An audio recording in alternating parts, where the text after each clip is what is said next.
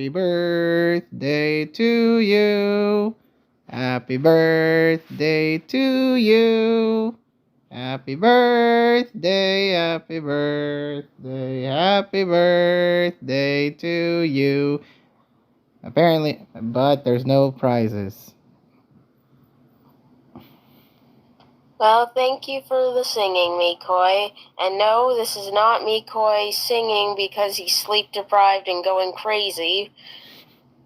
This is him singing because at the time of our recording of this particular segment, it is in fact my birthday. And ladies and gentlemen, it is time to continue some BLT6. Hey everyone, this is Mikoi. I'm joined by the birthday girl herself. Okay, 2004. So, let's get to reviewing these games, shall we? Okay. First off, SV. We got the Phantom Trout beating the Lore Society. For some reason, I'm not surprised, but I'm also kind of surprised. Wait, why are you kind of surprised? You shouldn't be surprised. I know. I am not surprised, but I'm also kind of also surprised. But it's a weird feeling. Okay, you think on paper they would at least tie, or maybe the Lores could get a good one up, but no, the predictable result won, and the Phantom Trout won. The way I see it, the Trout winning was the predictable result. It was. I said it. It is a predictable. It ended up being a predictable result. All right. Anyway, first off, SVOU. We got Tear Acid beating 3D. This game was an interesting sort of little game. 3D had the lead in the beginning, using Dragapult to kill Glamora and paralyze Enamorus, leading to King Gambit flinching it with Iron Head for that kill, and even burning Iron Hands later with Will-O-Wisp before succumbing to it. Dragapult was on a roll for the first few turns. Then Tyr started turning things around in his favor because he set up Deoxys' screens while Darkrai was nasty plotting, which led to Goldango tanking a +4 Dark Pulse in order to kill it with Make It Rain. You see the turn here, starting at turn 14, where you set up the light screen. Goldango Terra steals, and it tanks a hit before it kills it with Make It Rain. It's a good Terra too, because, you know, preserving that, getting rid of that weakness on Goldango is pretty big. Especially when you're under screens, it's definitely gonna live. And then King Gambit kind of closed out the end game by kowtow cleaving Terra Ground Kyurem and low kicking 3D's own King Gambit for Tear Acid to take the win. I have to say, those screens came in clutch. They did. Even though Deoxys got poisoned, he still managed to set up the screens well, and that pretty much carried him for the rest of the game. Although, based on the damage that Terra Blast did from Kyurem onto the King Gambit, screens may not have actually been needed. No, not really, King Gambit to live his revenge kill. Oh, no, not really. Like, that is definitely a possibility. But yeah, good win for Tyr. Actually, good win for Tyr, making him positive. Next up, we have Batsy versus Chogba in the other SVOU game. Batsy won, and the mon of this game was Raging Bolt, because Chogba's Raging Bolt was kind of like, it caused Batsy some problems here, as Roaring Moon and Dragapult both fell to its Dragon Pulse after unsuccessfully killing it, because it was living some hits here. As you can see, the acrobatic... Hey, question, what was the mon of the day? You cut out literally the second you said it. Well, I said the mon of the day might have been that Terra Fairy Raging Bolt. Oh. You know. I disagree. Well, I'll talk more about it. Which again, you can argue on who really is that MVP here.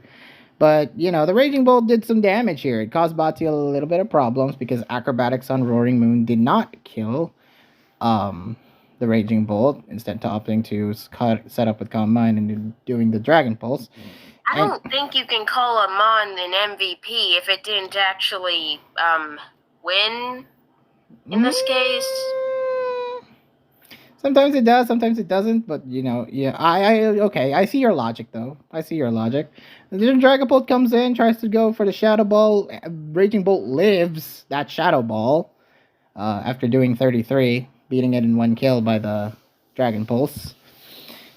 And then it seemed Trogba was poised to take the win because Zamazenta crit Landorus at turn 14. Avoiding the Scorching Sands burn, and Landorus Earth Power beat Bati's own Zamazenta. But then Bati turned things around with the Primarina. The Primarina clutched it, which is the actual MVP here. The Primarina clutched it at the end using the Terra Fairy to safely kill Deoxys. Then a very interesting set was introduced here at turn 24, because Primarina revealed that it had Kostap Berry, revealing to outspeed the Zamazenta with Moonblast, and King Gambit won against Glamora, and Botsy won the game. Bro thinks it introduced Kostap as a set. No, well, Trogba didn't expect it. He even said it, I'm a goober. Yeah, he should have expected it. That's why he's a goober. It's not actually uncommon. Really? I have never seen Primarina Kostap Berry before. I see you haven't watched a lot of the BLT matches for OU then. Sorry. Well, no, I haven't been paying attention that it isn't an uncommon set, so yeah. That's on me. Like, legit, that's not even the only Kostap Berry Primarina we see this week. Oh. We'll get to that game. Alright, next up, we got Ice Master beating 7U992. Okay, this game was long. This game was very, very long. Ice had the advantage early on by dodging the Toxic on Gliscor at turn 9, and Oko killing it with Miraidon's Draco Meteor on turn 11. Which was, very, very good. After Miraidon successfully killed the Arceus Fairy with Electro Drift, Ice kind of spent the majority of this game outplaying 7U992, whirlwinding potential sweepers like that Terra Fire Necrozma, and Tinglu got to tank a lot of U-turns from Miraidon, proving itself to be a very good switch-in. Here you can see the freaking Dragon Dance Terra Fire Necrozma going off against the Ho-Oh, getting knocked off the heavy-duty boots before the whirlwinding it out, and so to speak. And then, Miraidon outsped with agility against 7U's own Miraidon to kill it with Draco Meteor and get a crit kill on Koraidon at turn 78, winning the game for Ice Master. Any other thoughts? Not really.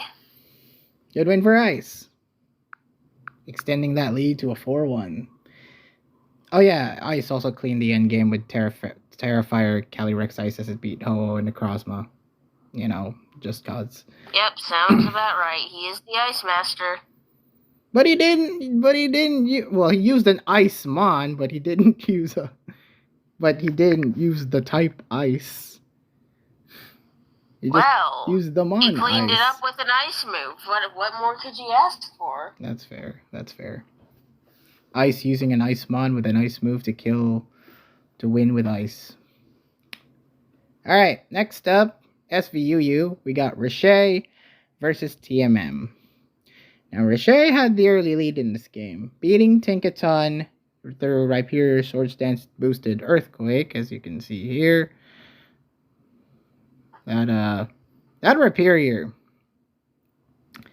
Where is it? That Rhyperior, man. Why wasn't it claiming kills from the start? That's what I've noticed immediately. Like, TMM should have been more aggressive with that Rhyperior. Huh? TMM didn't use a Rhyperior. Oh, Rashay, sorry.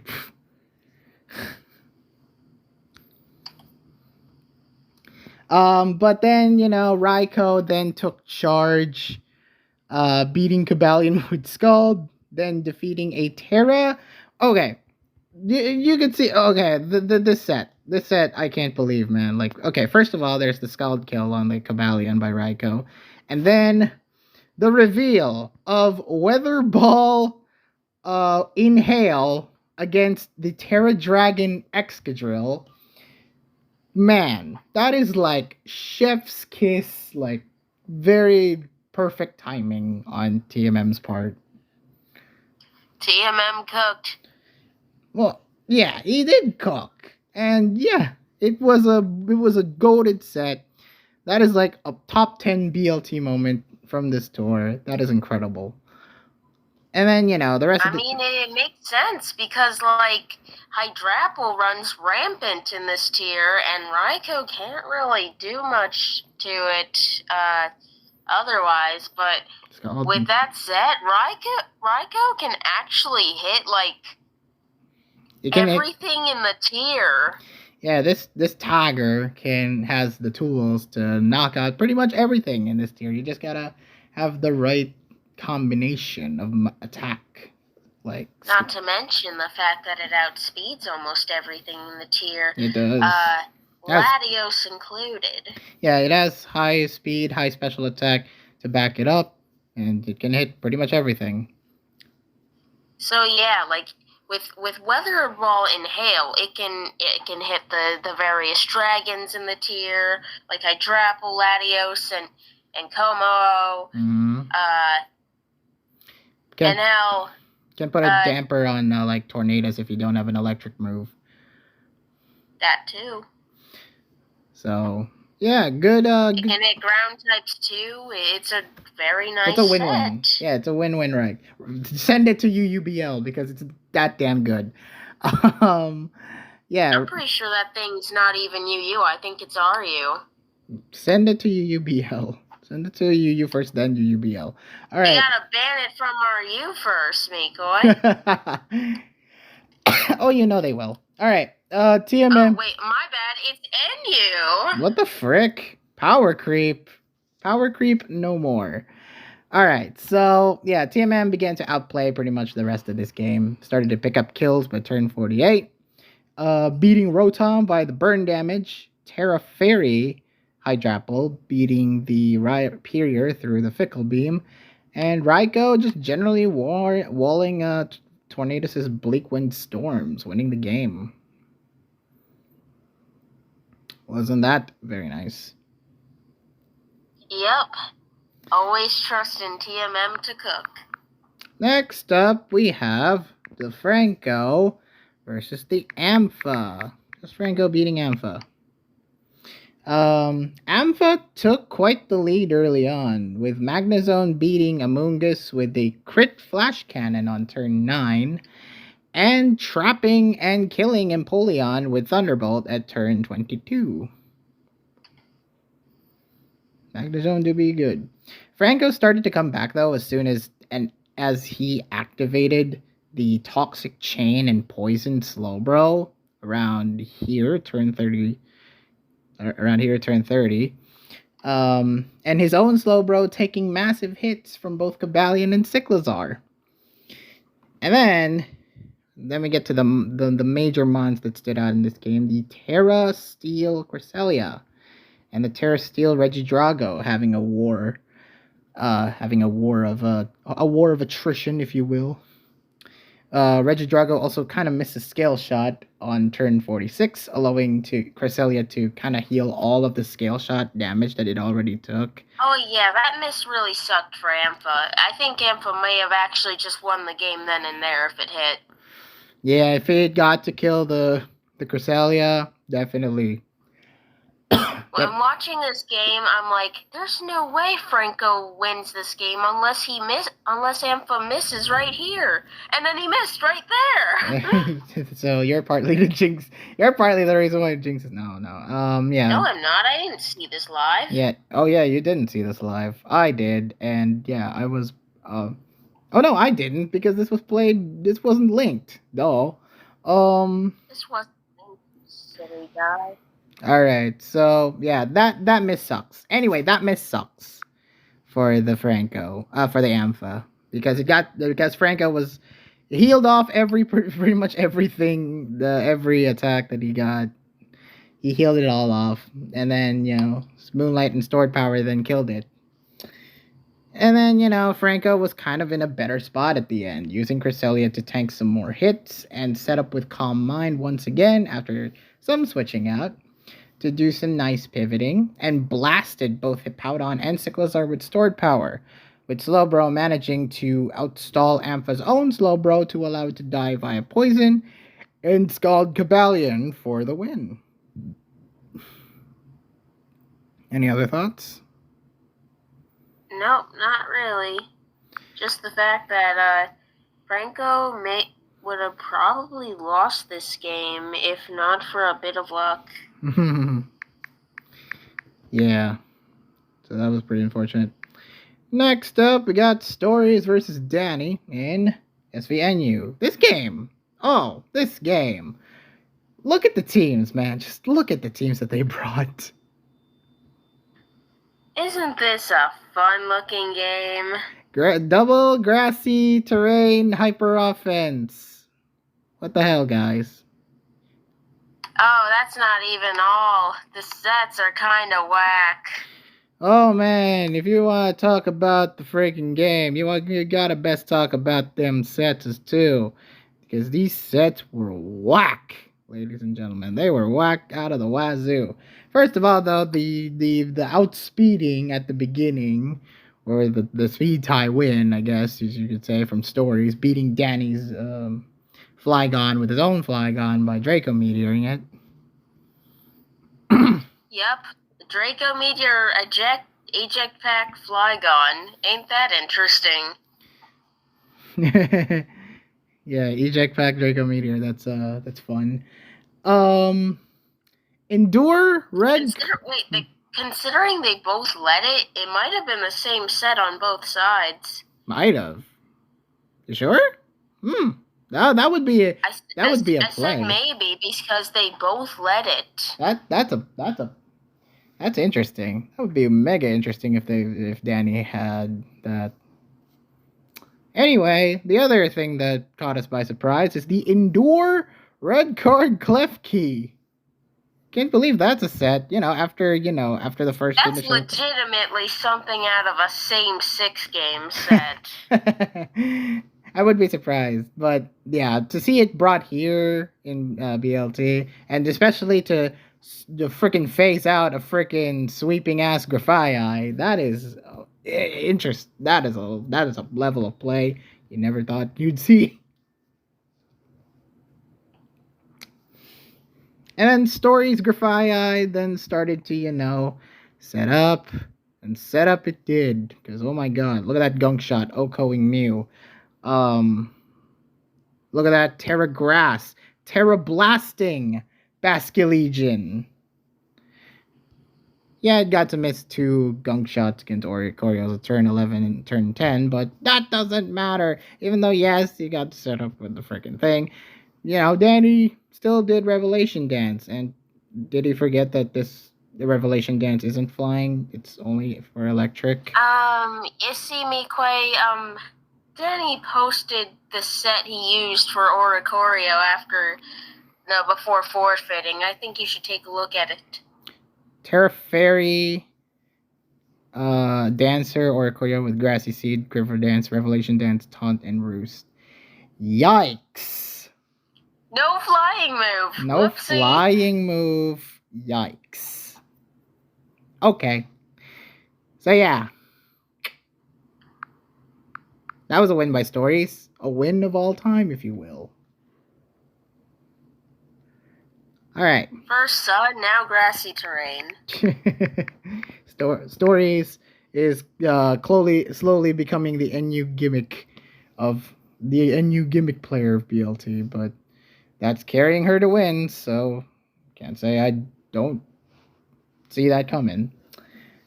Next up, SVPU, we got Lost Memories beating Floor.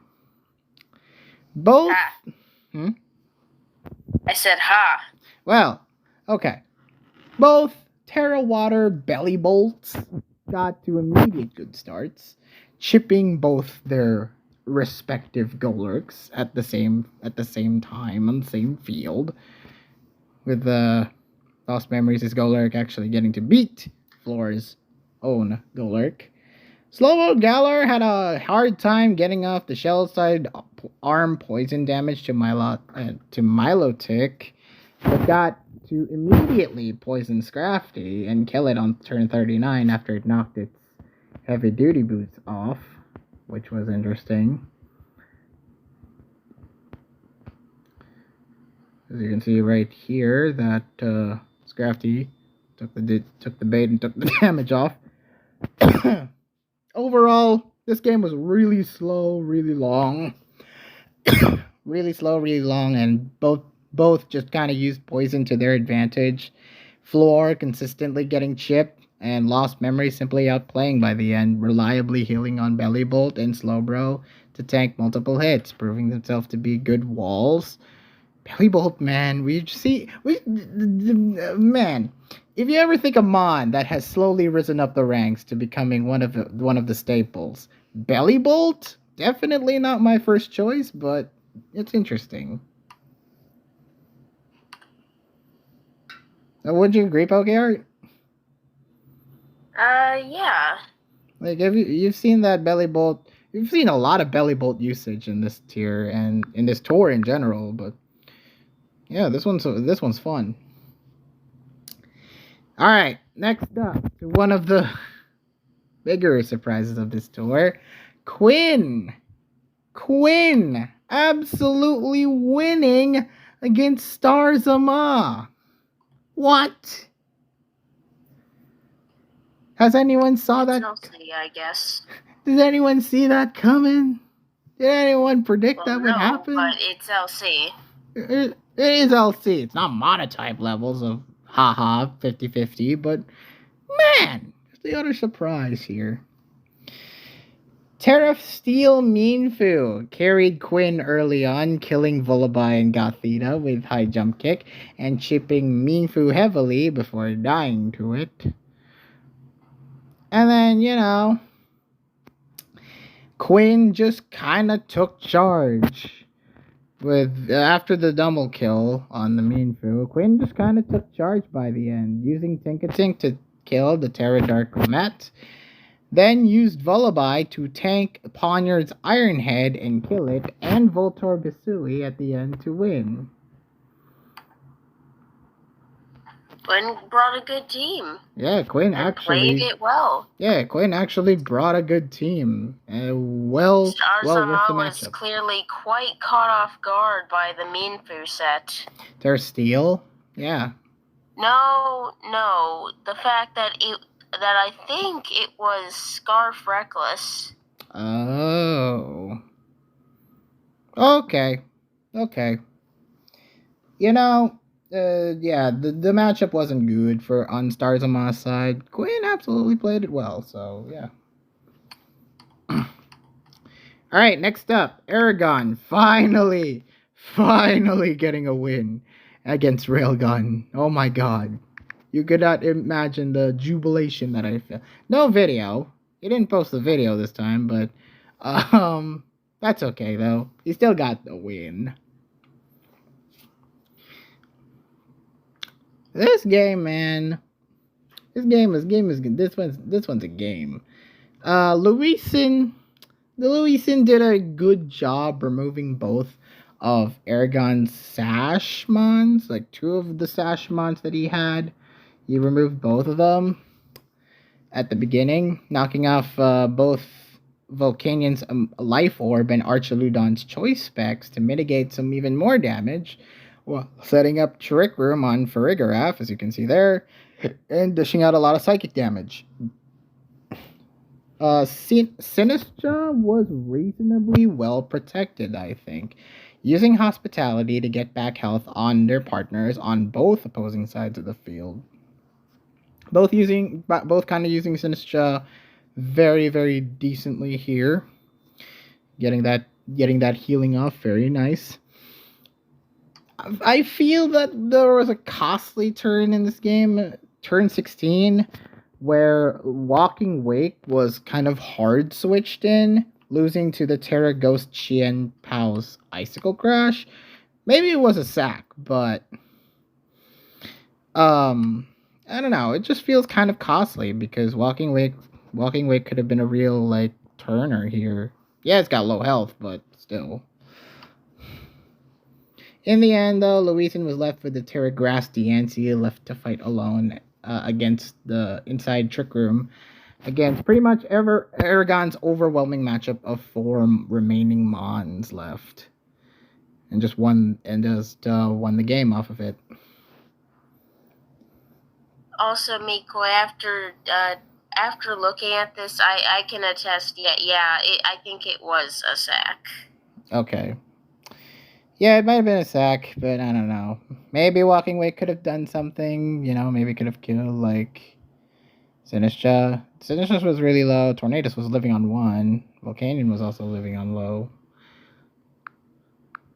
But yeah. Aragon won. That's good. And this was a long doubles game. Actually, 21 turns. Actually, there's been quite a lot of long doubles games this week. So I think every doubles game was.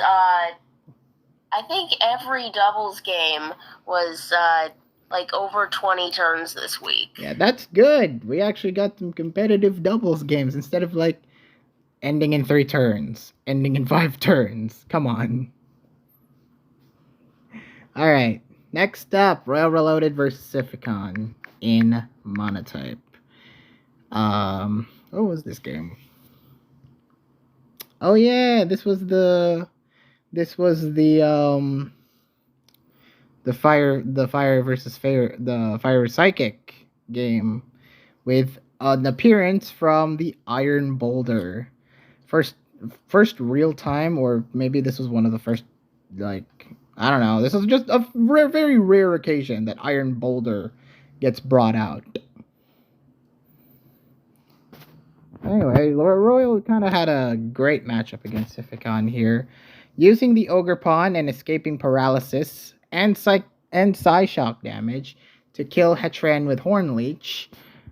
Gouging Fire taking out Slowbro and Deoxys, and Cerulege's Shadow Sneak doing more than half damage before losing to Iron Boulder's Mighty Cleave, which was interesting. Hoopa then tried to become a late game win con, but Cinderace knocked it out with Pyroball and sucker punched Iron Boulder to a kill, leaving Ninetales to encore Slowbro to only using Toxic Spikes while it kills it to win the game. I think you mean Slow King. Slow King. These are Slow King. But yeah, what'd you think?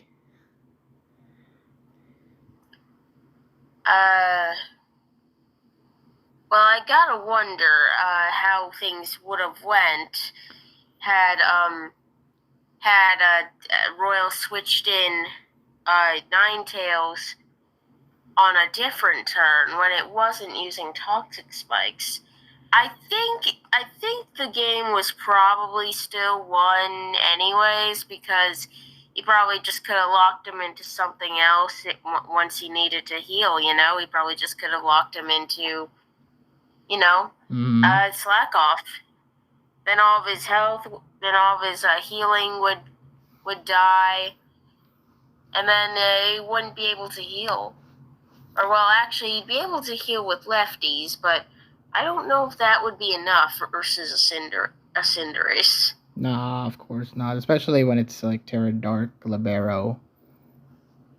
Yeah, especially because that's Cinderace is presumably Boots, so it can't get poisoned. Yeah, it is. It's definitely Boots. It'd be heresy if you didn't bring Boots. Alright. It'd be heresy if almost every Mon on his team wasn't Boots. Of course, it's a fire user. Of course. Why wouldn't you? Like, oh wait, no, actually, I'm pretty sure only Ninetales and Cinderace are the Boots candidates, I guess. Heatran ain't running that. I'm pretty sure, Gouging Fire's item was revealed. Saroledge was Sash. And obviously Ogerpon is the Hearthflame Mask. Mm-hmm. So I think it's only Ninetales and Cinderace that have the boots, actually. But still, he's a Terra Fire user. He's a Fire Team user, I mean. The Fire Team. You have to expect, like, everything is run by Boots. Alright. Next up, we have the... Oh. Well, before I get to this game, let's talk about how the Stuffles tied the Rufflets. And Yippee was really, really mad about that. Honestly, I was just happy we tied at the time because the team had a little bit of a freak out once we were in a bad position. Everyone got involved. I was looking at that chat and I thought, wow, Yippee is mad as hell. Everyone was kind of memeing, and then it just became kind of a meme fest by the end. I don't know. I was in the Rufflet server. I can't reveal too much in that server, but yeah, that was just really weird. That was just a time to be there. Anyway, SV. Oh no, sorry. The Stuffles actually tying, which is nice, and then the Rufflets, of course, tying again. This is like what, the third week in a row that you guys tied. So yeah. We need to actually have a week where nothing goes wrong for once. Is that so hard? That's so hard.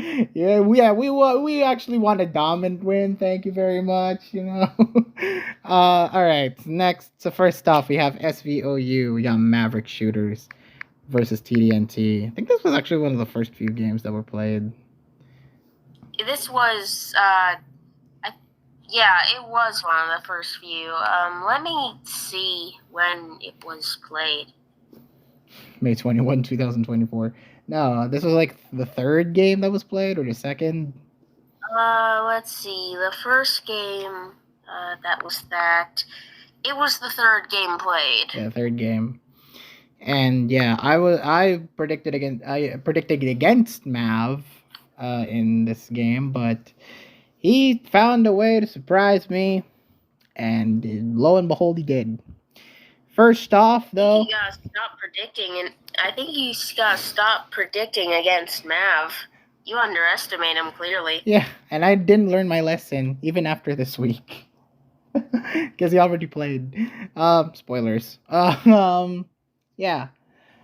SVOU, we got Maverick versus TDNT. Nice sequence by Maverick. I will give him credit. There was a nice sequence by Maverick on turn 2, using Steel Beam on Iron Treads to sack it after, you got low health by Earthquake. Steel Beam dying. Then Primarina setting up Calm Mind, nearly killing Slowking in the process. And yeah, this is the other game that you mentioned, the Cuffstap Berry Primarina being a thing on turn 6. Delivering a Moonblast to kill Alamomola on a switch-in. What? Although it did miss a pretty crucial Hydro Pump against Cinderace the very next turn. Yeah. Boom, right there. Yes. Before he died to the poison.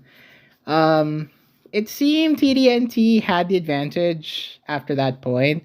Maverick just kind of had a hard time finding his footing with Iron Valiant against Landers' and Slowking's pivot plays, and Roaring Moon not taking Lando's U-turn very well, leading to the easy kill from Ursaluna. However, this man pulled off a reverse sweep and a half after Roaring Moon died, because Zamazenta, man. That Terra stealing on a future sight Slowking and setting up those iron defenses very, very well against Ursaluna, dealing multiple body presses and resto chestoing for Mav to take the win. Any other thoughts? No, what you said is exactly what happened. Although, I have to say, couldn't have done it without Roaring Moon chipping a bunch of stuff. He did, Roaring Moon played its part, kind of died to it, and then Zamazenta was left to reverse sweep. Or, well, at the very least, chipping Lando. That was very nice. That was very good for us. Alright, next up we have Career Ended beating VK. Oh boy, this game. This game was what one of the last ones played. This was played on a Monday afternoon. What? No, Sunday. Ugh. Sunday afternoon. Game started out decently for VK. Using Hetren to magic bounce Tinglu's spikes and Nuzzling Skarmory, but while beating it and Slowking with Kyurem's Draco Meteor, which was nice. Then some of the times he Draco Meteored, we kind of wish he either went for Ice Beam or Earth Power, depending on what was out, because that in hindsight allowed for some nasty things to happen. For example, the Kyurem bringing Life Orb was already a thing, and it was doing Earth Power. It did kill the Slowking by the Draco Meteor, which is nice. Weavile turned things around for Career Ended. Swords Dance boosted on the Heatran hard switch, and knocking off and Icicle crushing a lot. Pretty much killing everything in VK's team. Even Terra ghosting at one point to stop Dragonite from E-Speed killing it. Knocking off its boots in return, and before Career secured the win. Any other thoughts? No, I think I already said it. Well, we already said it. Alright, next up, SV Urs, or the boy, Richard Millie Plain, beat FC, extending that streak to a 5. This was actually what? The last game played by the Ruffwits? Yes, it was. This is what the week came down to for us. Richard, again, managing to pull off the clutch win for the Ruffians. Those rapscallion ruffians. Alright, so Richard's Calyrex just kind of outspeed FC's own Calyrex under Trick Room by effectively killing it with high horsepower after Ribombee kind of chipped well with Moonblast. Then Necrozma became kind of a threat for a little while as Zacian couldn't knock it out with Behemoth Blade and Wild Charge, dying to its Earthquake in the process. Until Arceus Ground managed to tank that Photon Geyser at turn 19 to eliminate it in return. Then Koraidon caught a they caught the Zacian hard switch against FC's team. Like the hard switch to the flame charge. Yeah, Swords Dance boosted, but the way that I presume FC was no. I definitely expected FC to predict a scale shot from Koraidon. However, the flame charge, killing that Zacian on the hard switch, definitely took him by surprise. Richard figured FC's probably thinking I'm going to scale shot again, and he'll probably switch into Zacian to waste more time, so the Toxic will do more damage, and I'll have less time to actually clean up the game with this Koraidon. So I'm gonna flame charge to catch that Zacian on the switch in, so I have more time to clean this up. In Flame Charge, he did one-shotting the Zacian. And yeah, then it died to the poison, which is okay, expected by the Gliscor stall, which is nice. But it did get to kill FC's own Koraidon with another scale shot, which is also nice. Then after it died to the poison, and then, after the death to the Koraidon of by the Gliscor stalling out, then came Miraidon, and you think, okay, something crazy is gonna happen. Why would you switch something in that's weak to ground? Why would you switch something that's weak to ground on a freaking Gliscor? No! This man fucking Terra bugged. Bet you didn't expect that. This man fucking Terra bugged and then taunted the Gliscor so it wouldn't do any Swords Dance, so it wouldn't do any Protects, just wants to Earthquake. Or Toxic. Or Toxic. And just killed it by Dragon Pulse to win. What? Well, multiple Dragon Pulses, but yes. Yeah. Richard slayed the FC in the final turns of the game, so well done. Next up, SVUU. We got Piyush beating Udon Girl. Yeah, as much as in our heart of hearts, we want to root for the man they call Udon, for the girl they call Udon. Piyush just kind of slayed her.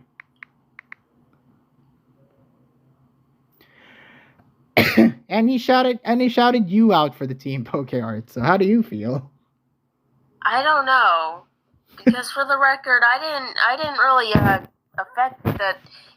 Okay, wait. I guess the only thing I actually contributed to that team is saying he should make the Tinkaton balloon. Apparently, well, he found use for it. I will say he found use for it. Yeah.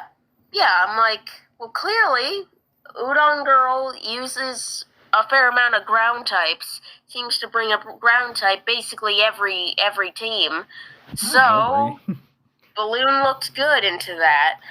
Only one. Well, in this game, she brought only one ground user, but I said they bring a ground user like every team they use. So yeah, the best scenario. Hey, let's pack a balloon. Let's stick that balloon on the Tinkaton. All right, kills Corviknights for breakfast. Udon did get off to a hard start here, using the Excadrill to set up rocks to be on-court and switched out, as well as Okidogi managing to poison the Zapdos, but suffered paralysis through static. And Terra Steel Latios got to OHKO Mamoswine with Aura Sphere. Bad luck, though, started happening for Udon Girl at turn 25 as Azumarill missed a play rough on the Slow King and got burned for it as punishment.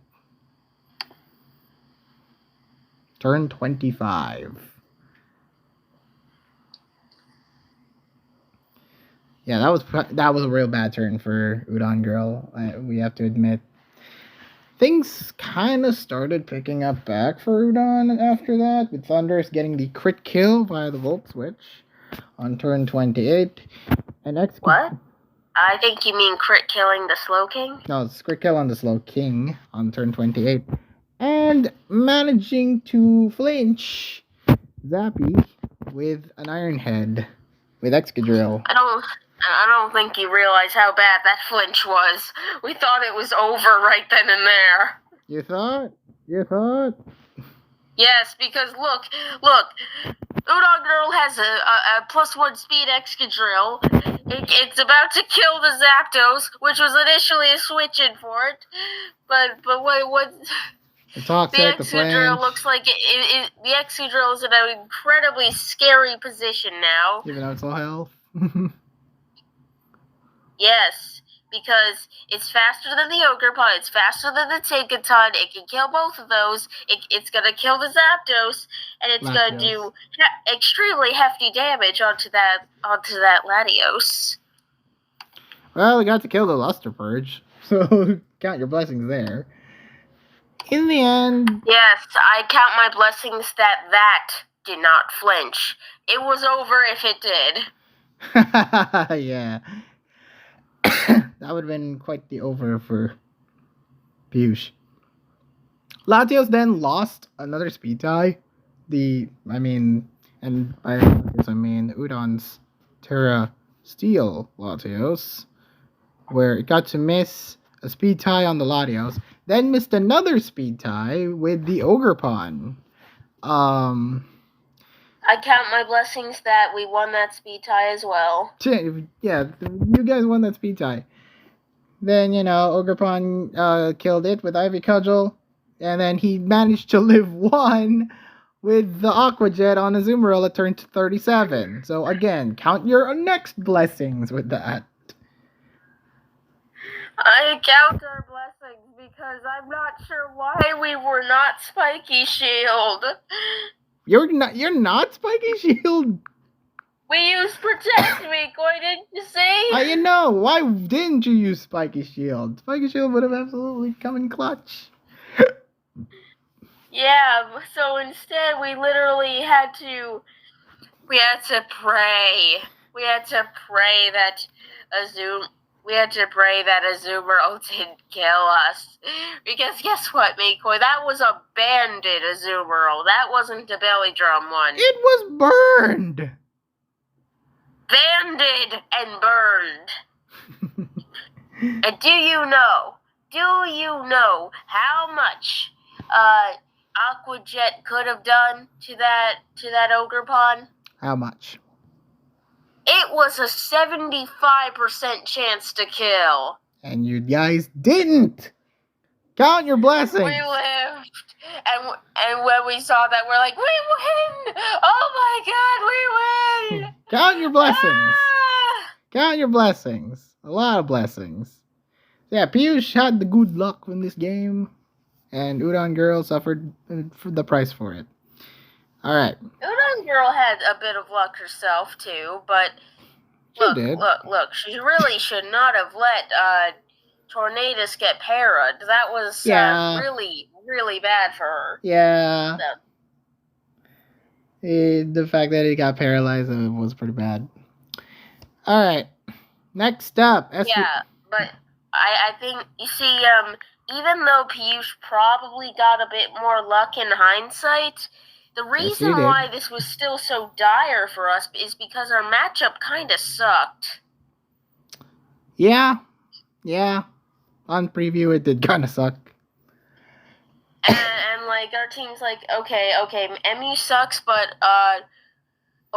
Rock Ogerpon will still win somehow. And brother, it did on a speed tie. Oh boy, it did.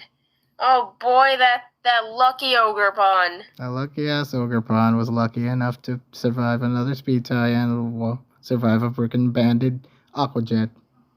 But I don't think it would have been as close if we didn't get the Zapdos flinch. Still wanting to count your blessings on that Zapdos. Alright, cool.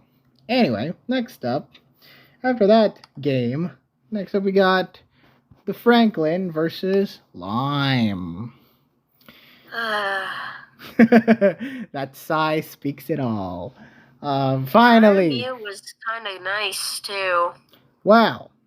Arse9 finally getting a win after, having some of the crappiest luck known to man, this BLT. Not the worst one, but in this RU pool, definitely. It's definitely eye-opening. Tanish had a strong start. The matchup was really good, and the plays that he's making was really good.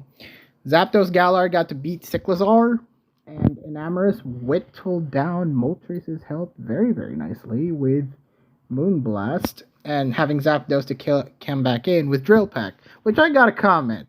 This man brought Brave Bird and Drill Peck on his Zapdos Galar. Well, yeah, you don't want to only be using stuff that'll give you massive recoil. I get it. You want double. You want the safe, reliable drill pick. And you want the reckless, hard hitting Brave Bird. I get it. Still, pick one flying move, guys. Save a spot for another. No. You're saying that means you literally missed the point of what I just said. I get it. But that's just my preference. No, your preference sucks. You don't play, are you? Shut up.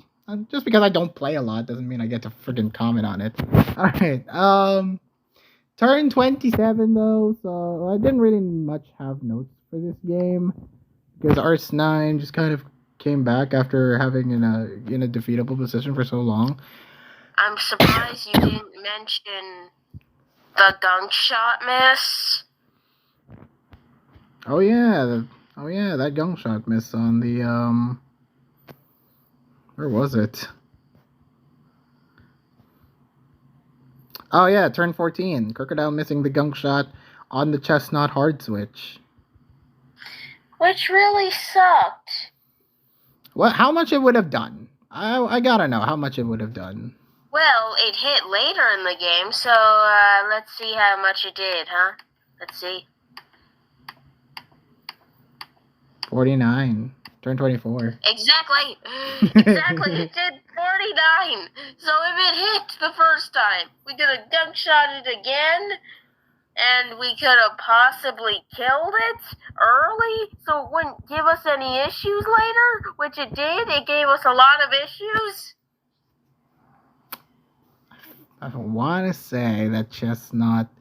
I want to say that's a high roll on Tanish's part. I really am thinking like. Do the calcs, woman. Do the calcs really quick. I really want to see, gunk shot versus a chestnut. Was a high roll. Ah, I knew it was a high roll. Because chestnut's freaking bulky, man. You underestimate chestnut's bulk. How much exactly? 41 to 49. See? Freaking underestimate chestnut's bulk. Okay, maybe with two really good high rolls, maybe chestnut would have still lived and gotten to do a body press regardless, but still. Yeah, possibly, but it would have gotten it much lower, much earlier, which would have been much better for us. Yeah, for you, yeah. Anyway, turn 27, Ars9, just kind of the start of the sweep that was happening, because Tanish was left to fight a Terra Fairy Gardevoir, which outsped pretty much everything. It was Scarf. It was Scarf, I know. And Terra Fairy getting to kill Zapdos, Suicune, Cyclizar in succession to win. Yeah, not even Terra-ing the Zapdos could let us live that. Alright, next up, SVNU, we got Ming versus Wadley. Which, Wadley picked up the win, unsurprisingly. Don't think a lot of people predicted against Wadley. But the way this game went down... Oh boy. My god. This game was interesting. They brought some interesting sets. So Bing started off well. There's kind of a theme in this game where the loser of the game manages to start out well first and then just kind of suck by the end, either through matchup or bad playing or just all around being outplayed by the other. So that's a common theme that's been happening in these games, and this was no different. Ming started off well. Crocodile killed the Flygon, and despite being flame-bodied, killed Talonflame by Earthquake after Roost. Now there's the flame body, knocking off the Talonflame's heavy duty boots, and then the Roost comes into play, and then the Earthquake manages to kill the friggin' Talonflame. Crocodile just pulling his weight there. And then, not much note in this game really happens. It was just kind of a lot of switching, a lot of Vileplume leech seeding a bunch of mons. And then, oh boy, turn 29. Lucario went in. And Ming tried his best. Ming tried his best to outstall and, strength sapping and, leech seeding the Lucario. But Wadley kept setting up, even when it was attacking it with a Giga Drain. Terra Normal comes in.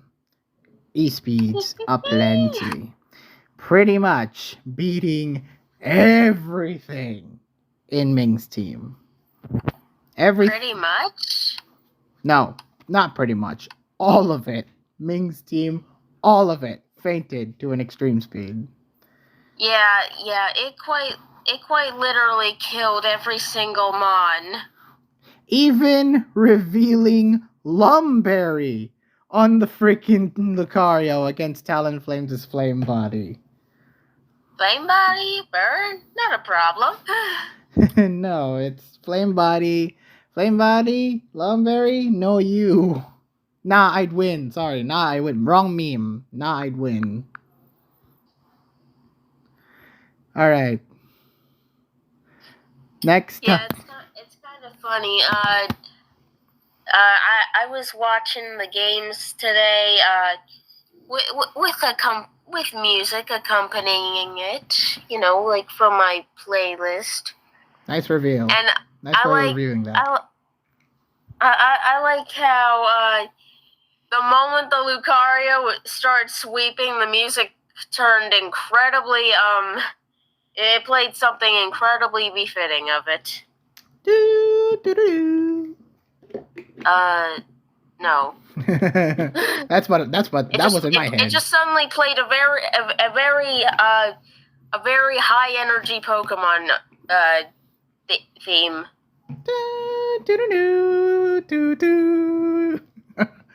Alright, never mind. What? I said it was playing a high energy Pokemon theme. What are you doing? That was the music that was playing in my head in that game. Bam, bam, bam, bam, bam, bam, bam, bam, bam. That's not the right music or game. I know. I'm aware. Anyway, getting off track there. SVPU, we got Sophie's beating TGA. you had some choice words. You had some choice words for this man. After you guys were having a kind of a crap week following.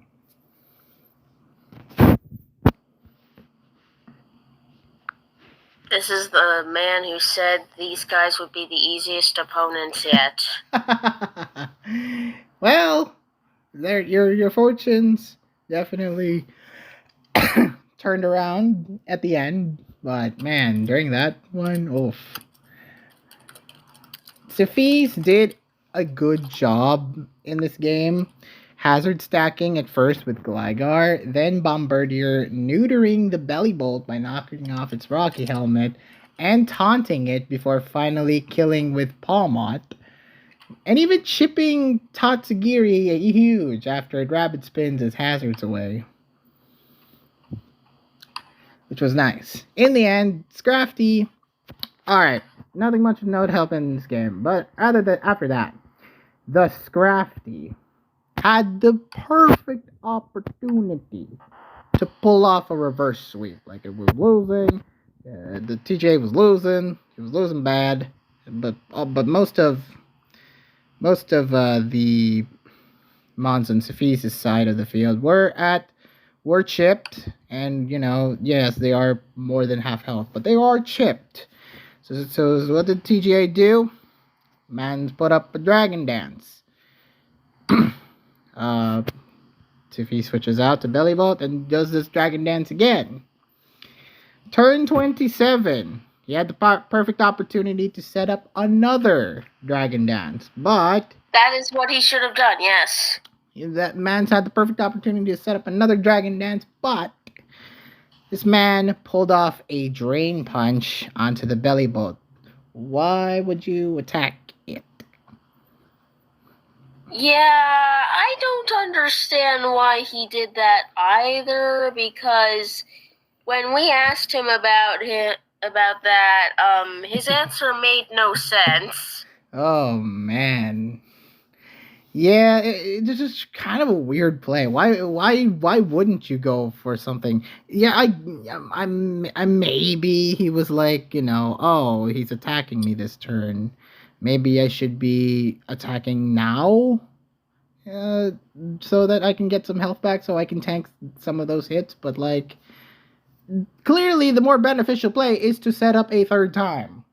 Just saying. Yeah, so you don't get outsped by the Scarf Palmot. And it was a very obvious Scarf Palma too, as that basically forced the kill on it in order to win. Yeah, but like, you want to hear what his reason was for drain punching? Yes, please tell the lovely folks. He said he was afraid of He said he was not aware that the ability of Belly Bolt was whatever it is. Electromorphosis. Yes, electromorphosis, and said he did not want to risk the para because he thought it was static. But like, what? So why would you attack? Yeah, why would you attack? Why are you still putting the damn risk? Why would you still risk that? Why wouldn't you Dragon Dance if that's your reasoning? That's literally even more of a reason to then. It's just literally more of a reason. You would have gotten the speed. Gotten the speed boost. You would have gotten the chip, and you would have safely killed Belly Bolt once you're perfectly set up. It's a win-win. It's easy. And now, Sophie's won. Oh well, that was another missed opportunity game for TGA. All right, next up, after that gong show, we have another gong show. Nice lead up here, ladies and gentlemen. As Bleehay beat Elfuzon. Bleehay beat Hacker last week, and now has beaten Elfuzon this week. This man is single-handedly killing the stock of the LC pool. Oy vey. Oy vey is right. Oy vey, oy vey, oy vey. Well, you're not supposed to be saying that. That's my line, though. Yeah, all right, you're right. But Bleehay started off lucky in this game, using Mudbray to kill Glamet, and even getting a crit off of Fungus before dying to its Giga Drain, while Elfuzon managed to crit back with a kill on Minfu using his own Mudbray. Gothita hard switched in against an attacking Growlithe Hisuian turn 13, causing even more detriment to Elfuzon. Now, that hard switch was a bit risky. Terra Fire Voltor Bisui then got put to sleep by the Terra Water Fungus. Which, the Terra, the sleep is pretty important on Elfuzon's part. The sporing, the Terra Fire Voltor, which is nice. But then, this man, and we've said this before, but Bleehay is very lucky as a player. Yes, he is. Turn 1 Wake. Getting to Giga Drain the freaking Fungus and Giga Drain it again for the kill. And again, Bleehay is very, very lucky because this man dodged a high jump kick from Minfu. Yeah. Got anything else to say? Also, don't read this copy pasta. It sucks. Yeah, I agree. It sucks. Alright, next up. One of the bigger surprises of this tour. A lot of people were very, very against Sundays, but he actually managed to beat Akaru Kokyo. GG no ball days. Which is kind of a running joke in the tours community. If you're not aware, balding seems to be a freaking meme in tours room. So, yeah. Well, yeah. It's because half of everyone is old as hell in Tor's room. That doesn't mean no hair. I mean, just two of the staff members are predominantly. We've learned that they're predominantly bald. So, balding, bald. Now I should probably bald myself just to join in the meme. No. I'm kidding.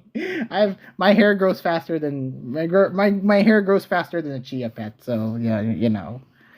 It's a funny analogy.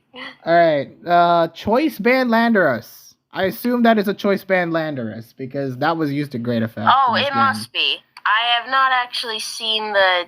I have not actually seen the team, but that damage. It must be. That damage output was crazy on that Landorus. Really using it well against the Ting Lu, knocking it out after 2 U-turns. That was very nice. Tornadus got it to set up Tailwind as well. Yeah, game was pretty even for the most part, I'd say. Sunday's trying to use the Terra Dragon Nasty Plot Goldango to get some free kills off with Make It Rain, while Akaru played around with Trick Room using the DNC Terra Grass. Basically to counteract that Tailwind. Which, you know, nice. Turn 11 saw the Tornadus hang on from DNC's Diamond Storm to beat it with the Bleakwind Storm. And in the end, Ogrepon and Landorus stood tall, beating the Qianpao to Sash level. Landorus taking care of Rillaboom, winning the game. Yep. Also, Sundays just played better. Sundays did play better. Also, you're wrong, Pokeyard, because this game ended in 16 turns. This was not. Not every doubles game was a 20-turn game, but it was over 10 turns. That one I'll agree with. Alright, next up, SV Monotype. Tenebrasite beating King Leo. This was originally Dunox versus Tenebrasite, but since Dunox got subbed out, King Leo stepped in, and King Leo suffered the consequences. Leo's Goldango managed to survive on turn 9 to Dragonite's Earthquake to deliver a safe Hex kill. But that was really the only thing notable in this game because Tenebrasite just kind of outmatched Leo in every sense of the word, using that Terra Flying against Leo's Terra Ghost. The only gun managed to get a free few kills. Ceruledge being only pretty much the most basic threat. You know, it was switched out. It was doing a lot of damage. It was doing a lot of well-placed damage as well. Bitterblade just proving to be very useful. Then, you know, Tenebrasites has basically got more mons to deal with and basically had the matchup down at every step of the right direction. Ultimately picking up the kill with Gliscor against a bitter-blading Ceruledge. And you got any other thoughts, Pogert? I don't think we were winning that, even if we made some better plays. You could have, yep. Definitely could have. Alright, next one. Oh, that's right, because this is a new thing. The Flame Slinger Skeledurgis, proving that they are not ones to be underestimated. They beat the Lavender Laprases via a 7-3 win. Very, very good for the Dirges. They just had a really... Unsurprising. Yeah, they just had a pretty good tour. This moved them to 4th, I believe. This game moved them to 4th. I'm pretty sure they were already in 4th, but yeah. Oh, okay. Fair enough. They stayed in 4th. Stay there. So first off, we got Thiago Nunes versus JJ09 Lee. JJ... played very well in this game. First using the Thiago's trick. The Thiago, sorry. I'm doing a temp there. The trick Goldango strat that Thiago was using pretty much used against him because Iron Moth got to benefit from that and killed it with Flamethrower. JJ's team mostly tanked multiple heavy hits against, among other things, Iron Boulder's Mighty Cleave, Terra Water Ogrepon's Ivy Cudgel, and Meowscarada's Triple Axle. Even Clefable taking a nasty crit on turn 22 to heal off a lot of damage. That Ivy Cudgel really almost could have maybe killed that Clefable, but good thing it tanked down a bare minimum of HP to live. In the end, Terra Fairy Dragapult killed Iron Valiant with Hex. Meowscarada died to poison after multiple protection pivots from JJ's side, leaving only Landorus left for the win. Any other thoughts? Nope, JJ just played better. Expectedly. What was not expected, though, is Seraph Z, the former Oblivion Wing, managing to beat Stariel. And the Oblivion Wing even managed to post a friggin' screenshot of your comment. Gonna guess Star expected Ava to use HO, so we brought that. I guess it was highlighting Piyush's. It wasn't a screenshot of my comment. Oh, maybe it was Piyush's comment that got. Yes, it was supposed to be. It was supposed to be Piyush's comment because he said, "Shout out to Mazar." Shout out to Mazar and 5 Tusk plus 5 Mon sets that beat Stall Expecto Prep.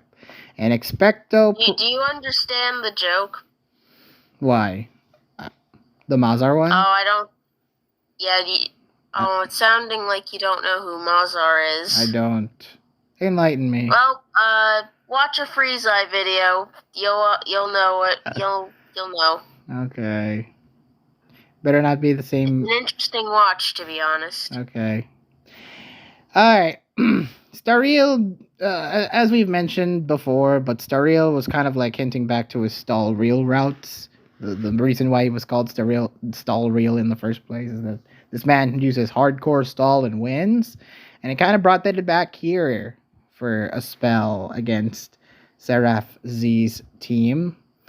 Except not the winning part.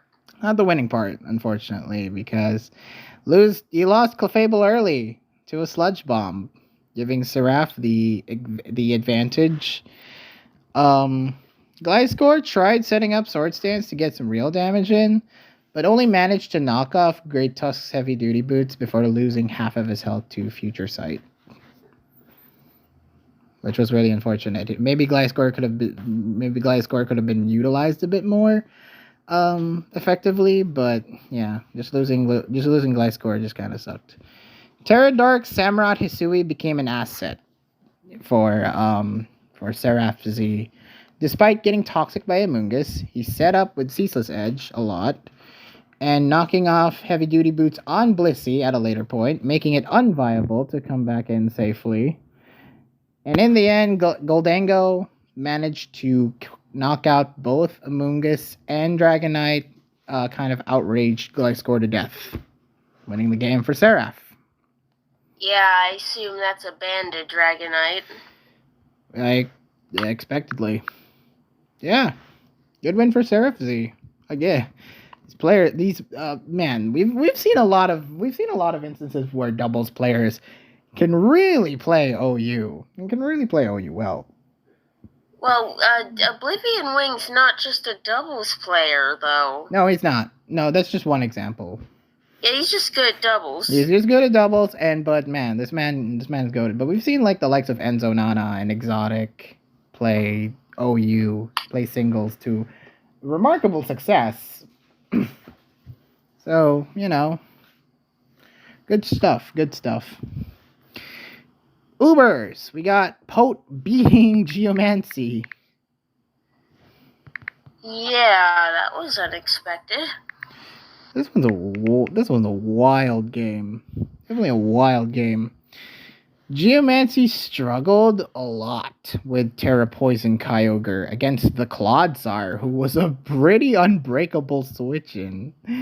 This man, just Clodsar being the freaking Kyogre wall, well, when it's not packing Ice Beam, was a real treat. And even then, But it was packing Ice Beam. but then again, even though Geomancy was packing Ice Beam, Clodsar just kept tanking hits. Tanking a lot of hits from a lot. Living on 1 on turn 7 is definitely one thing. After a crit, and then, getting to recover very, very nicely. Yeah, I found it funny how Geomancy said, "My bad for the crit," but then Ice Beam failed to kill, so Pote recovered, and he's just like, all good. That was a funny interaction. Pote managed to Terra Ice Iron Bundle at the perfect time to kill Koraidon. However, what was not a perfect time was it missing an Hydro Pump on Kyogre to take the Thunder kill on turn 29. Yes, that was unfortunate. In the end, Pote stalled out the Geomancy with Arceus and a bootless Ho-Oh against the rest of Geomancy's team, winning the speed tie with Miraidon on turn 45, even burning Arceus Fairy for good measure, securing that win. So any other thoughts? So yeah, good win for Pote, right? Yeah. Alright, next up, a close game this one. Ziri versus Drew, where Drew won. And you even said... Ziri got kinda unlucky, to be honest. You even said in the video last week that no one should predict against Ziri, but yeah, what happened? He got unlucky. Drew played well, but Ziri got unlucky on multiple occasions that basically hindered his ability to get back in the game. Okay, so yeah, I can definitely vouch for that, because the first few turns were pretty even for both of them. And then turn 11 happened where Cyclizar got paralyzed by static. That was a bad sign. Then furthering the bad sign was the Poison Jab Excadrill. Really weird set. I don't know. I don't know. Maybe I'm just not in tune with the UU meta, as normally I would. But no, Poison Jab is definitely a bit unusual. It got through the confusion off of Hurricane, and then managed to hit the Poison Jab on Zapdos, which actually did manage to poison it. 30% chance is 100% chance. Yeah, that's part of the not so great luck I was referring to. That poison sucked in hindsight. It definitely detrimented Ziri in the long run. Yeah, considering Ziri was trying to play the long game a bit, but couldn't quite do that because Zapdos kept getting lower thanks to the poison. Oh, you know what? You know what also really didn't help Ziri for this game? Mm-hmm. The fact that both of them had spinners, but only Drew had a spin blocker. Yeah. Had he Terra Ghosted or had brought a Ghost user or just something that breaks spin blocks, Ziri could have maybe get that rock off. Oh, no, sorry. You could have, maybe set up rocks and then it got sped up rock up. No, sorry. I said whoa because there's a really bright flash outside. Oh, yeah. IRL events from PokeArt on the other side. Definitely New York's having a great time. On turn 29, Jirachi used the Encore, locking Excadrill to only doing Encore. Why did I phrase that that way? That was really funny. It basically was locked into doing Rapid Spin, allowing Ziri to pivot out and switch into Mamoswine to Trailblaze and Ice Shard kill it, which was a really nice sequence from Ziri. I appreciated that.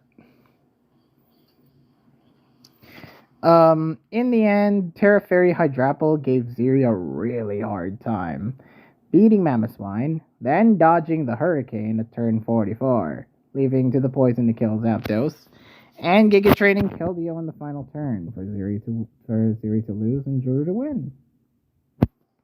Yeah, so Ziri got kind of unlucky on multiple occasions. Drew had a bit of a natural advantage in the spinning wars because a natural spin blocker versus no spin blocker. Petulant. And I feel Ziri should have been maybe a bit more aggressive with how he played. I feel he should have brought in Keldeo at more points. I don't know. Maybe it's kind of risky because the Zoomerl's in the playing field. Also, Hydrapple's also there. Petulant. Yeah, but Keldeo could have. There are a few opportunities in which Keldeo could have come in and at least done some very nice chip. Hydro Pump would have, probably could have. Well, a Hydro Pump could have been kind of in hand. Hydro Pump, whatever it has. Well, it could have been good. Yeah. Next up, we got SVRU, where Fellyburn beat the Temp. Okay. This game was really interesting, to say the least. Temp brought a Specs Yanmega. Yeah, never really seen Specs the Yanmega. Presumably tinted lens. Man, yeah, Yanmega, underrated freaking sweeper in RU. This thing can absolutely tear when put in the right hands. And although usually, but I guess this was about a month or two ago now. Usually I would see it with Speed Boost throat spray. Oh man, that's a set. Nice. Yeah, Speed Boost throat spray with usually Air Slash, Bug Buzz, Terra Blast, Terra Ground, and Protect. That's a nice set. That's a real nice set. Oh, it is a nice set. Again, Yanmega. Annoying as hell. Yeah, Yanmega, very underrated sweeper. Maybe people should start to use that more. But yeah, Temp had an early lead, as every freaking people do. Knocking out Felly's Cyclizar by crit killing it with the aforementioned Bug Buzz from Yanmega, turn 9. Terra Steel Enamorous became a huge asset to Felly, using it to Oko Cobalion on turn 15. Terrakion surviving Amoonguss's Giga Drain before managing to knock out Swampert with Stone Edge. Crit Stone Edge, might I add, on turn 21. And killing it the next turn with Close Combat. In the end, the Wo-Chien managed to knock out the Amoonguss, leaving Temp with only Zoroark Hisui to be knocked out by Barraskewda's Aqua Jet, giving Felly the win. Any other thoughts? Not really. Fellyburn just played around the offense better. That is very, very good. Next up, we have SVNU, where Acrotix beat Rafna. Now, this game. Rafna, running trend, here we go again. Rafna took the lead in the beginning. It's the loser of the game always manages to have a good start. Running trend in this week. Taking out Lycanroc after setting up rocks and using Rhea to take the bait off of Scarf to kill Porygon Z with 2 psychic attacks. Which was nice. DNC MVP, low key.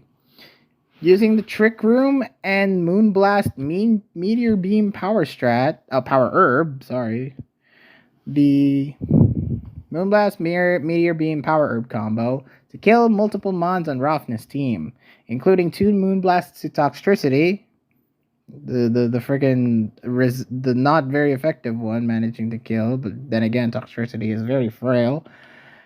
Chipping Talonflame down to red before losing to Inteleon. Acrotix did manage to have his own fair share of bad luck, missing a Hurricane against Decidueye Hisui on turn 22, and getting crit flinched by triple arrows on Ryu Nicholas at turn 24, before knocking off its life orb the next turn. Before it killed Decidueye and Talonflame with Psychic to win the game for Acrotix. Also, I just want to say, it's up to you whether you want to include what I'm about to say in the video or not, but I remember yesterday when we did the predicts, you mentioned Rafna's record said he faced Axertix, and I was like, no, when did he face Axertix? I see this is what you meant. I forgot that Team Charm was subbed out for Rafna. Yeah. And now you know what. And now you know we recorded these videos out of order. Yep. All right. Next up, SVPU. We got Terracotta versus Blood Ace, where Blood Ace won.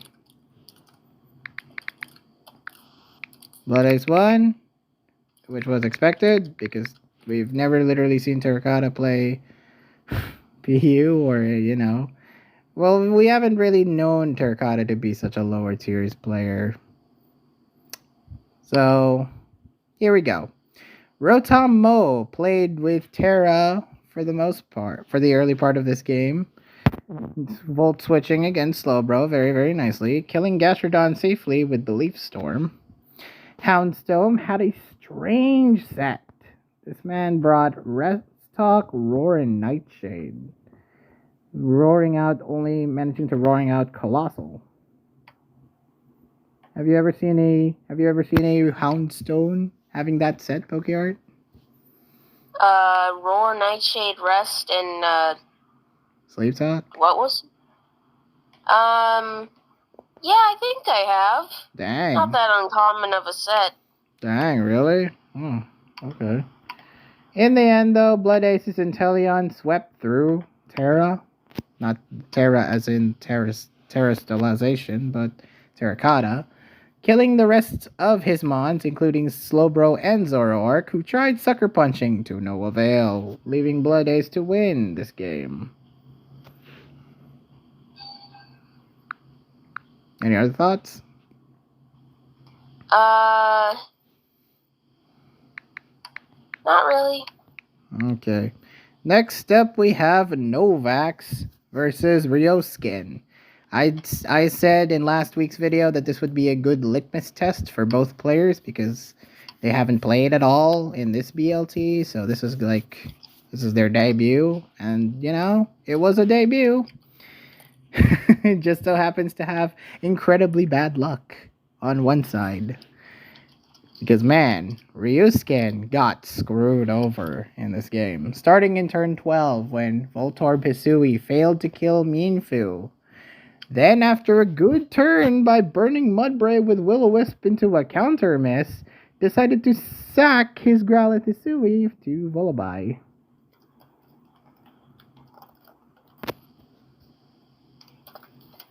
And then the bad luck just kept rolling on into turn 20 where Mienfoo missed a crucial high jump kick against Mudbray, failing to kill it and dying itself in the process.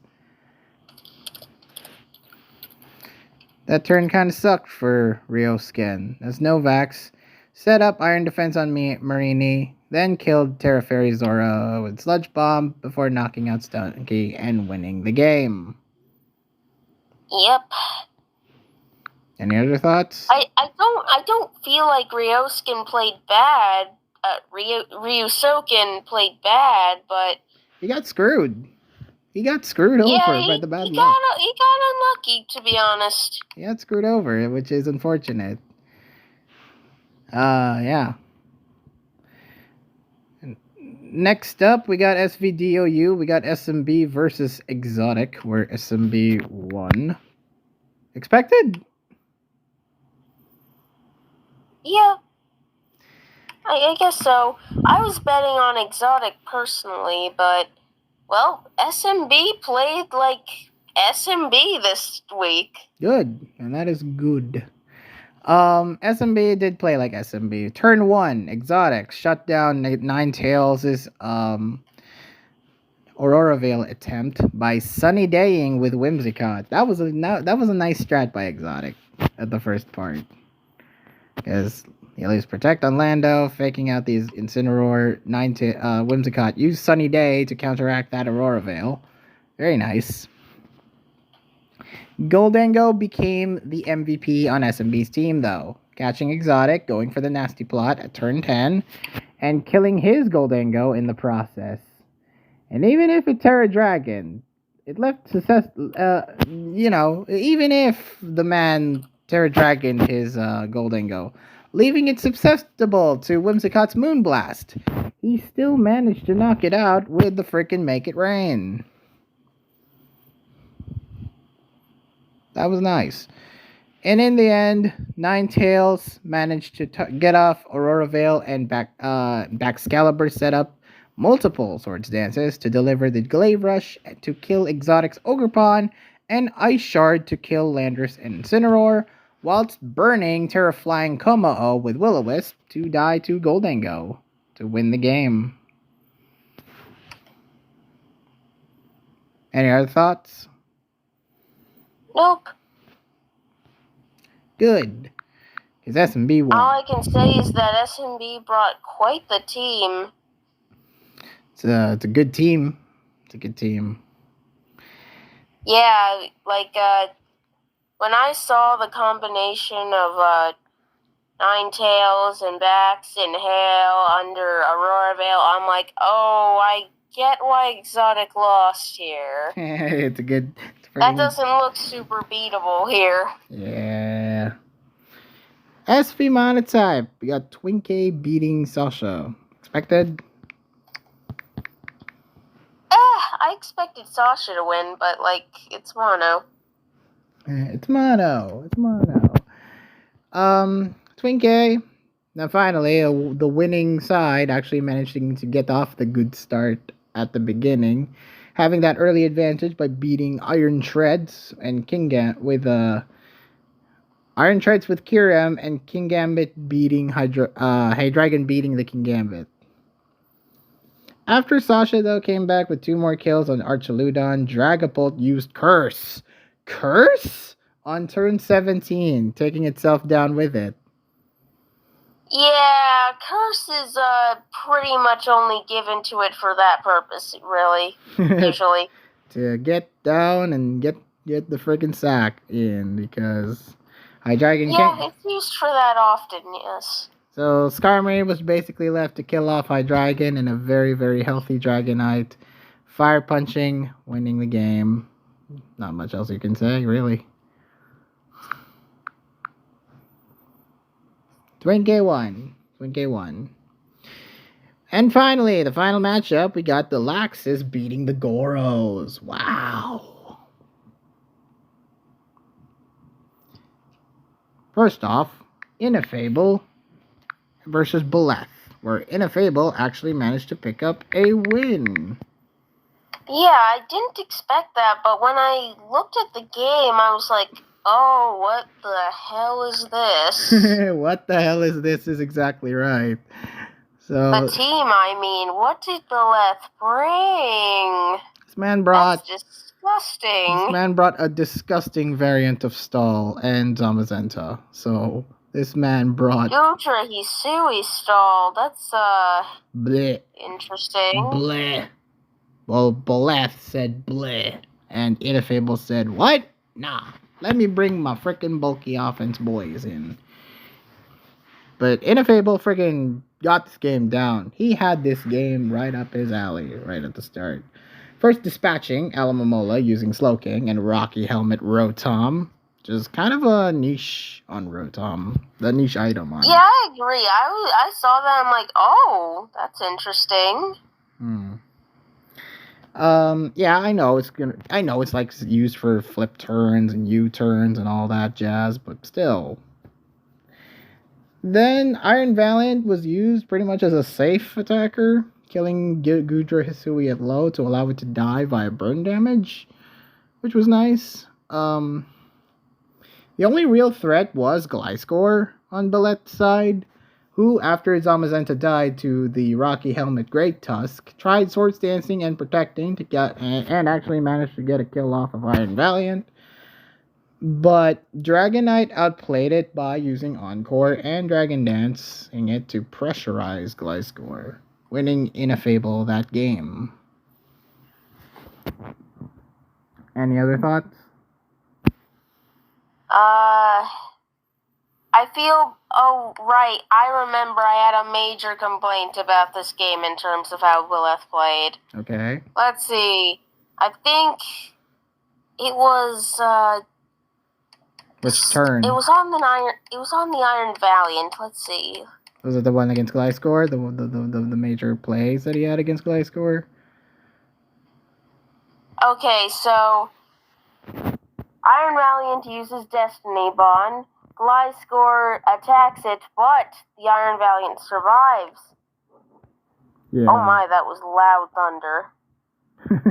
No one used thunder in this game, Pokemon. But like after it attacked it and survived, here's what I was really confused about. Why did he not attack it subsequently? I have no idea. It's not like you're going to die to Destiny Bond because you underspeed it. It will move first. You will not get caught by Destiny Bond if it moves first. So why did you not attack it that turn? Yeah, I guess it's exactly as he said. Maybe he was scared of the freaking Destiny Bond. Maybe it was maybe there's no reason to be scared of it if he already used it because it will move first. I don't know. I don't think unless this thing has Trick Room or something. I'm not even sure if it gets that. No, it does. It does. Okay. So yeah, unless this thing has Trick Room for some reason, which looking at most of the team, I don't know if it does. I doubt he would bring. No one would use Iron Valiant as a Trick Room user.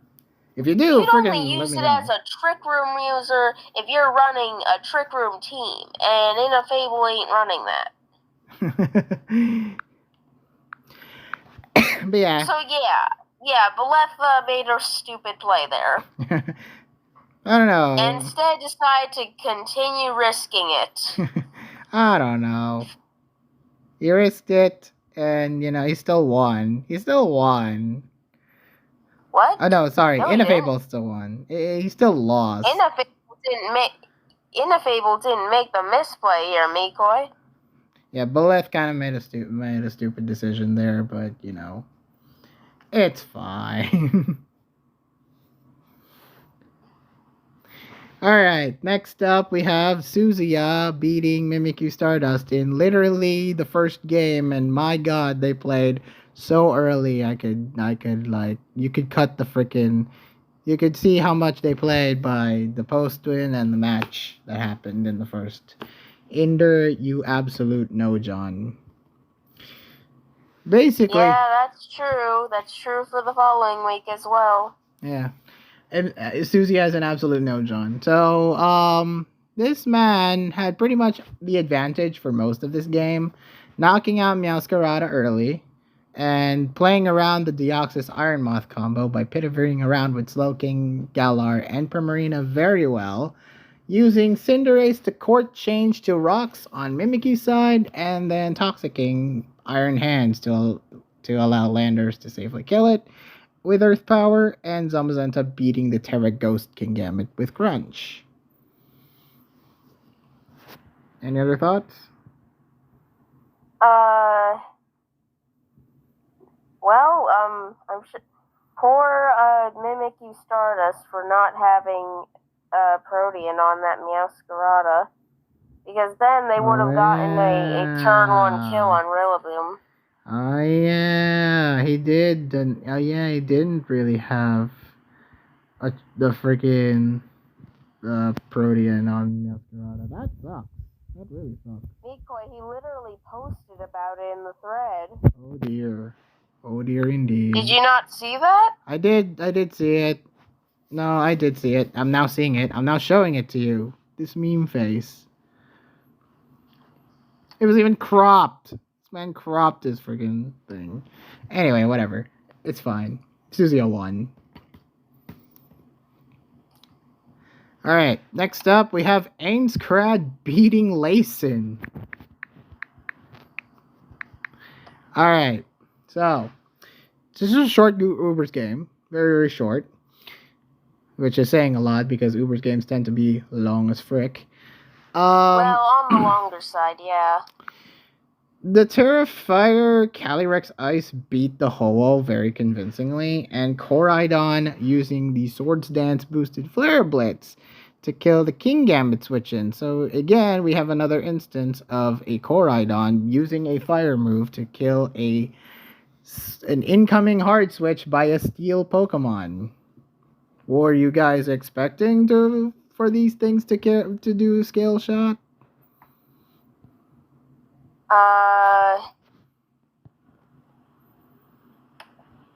Oh, hold on. Let me get to the turn. Turn 13, to be specific. Thank you. Go to turn 13. You. Okay, and I'm not totally sure what the thought process was there. I mean, he was, Swords Dance boosting. Arceus got to do the chip damage a little much. And then, he hard switches in King Gambit, and then he just blasted it with a Flare Blitz. Again, were you expecting Scale Shot? I think two things. He was either it may have been he was both predicting Scale Shot and for Flare Blitz. Perhaps he was thinking if he Scale Shots, his King Gambit gets in for free, you can Sucker Punch and deal some nice chip. Mm-hmm. If it Flare Blitzes, then that's a hell of a lot of recoil. And did manage to get Koraidon into the red. And the Scale Shot, the Terra Fairy Toxapex play to the Scale Shot, that was a nice that was nice. But yeah, the kill right after was not that's not very nice. In fact, that was a red or dead. Ainscrad saw that to his advantage. Calyrex Ice being faster than Tinglu to deliver massive chip damage before dying to its Earthquake kind of caught Layson by surprise, I feel. Yeah, this was a very funny turn to me because when I first saw it play out, I thought, Layson, why would you send in a Tinglu if its odds are slower than literally everything, Calyrex included? Like, you don't want to get caught by the Calyrex and then have it be low when there's a Miraidon on the other side nice and healthy, But then Layson said, why are you running speed on that?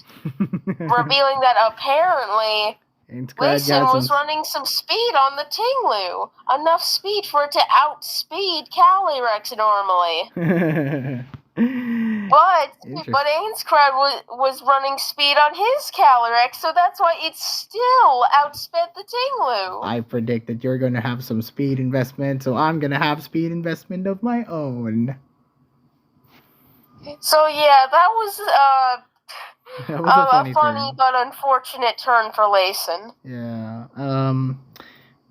So yeah, that kind of caught Layson. Although I do personally feel that Layson probably should have sent in like Koraidon anyways, because like Tinglu is not really something you wanna send in when you have a free switch most of the time. You wanna also preserve that for Miraidon. Yeah, that's the thing.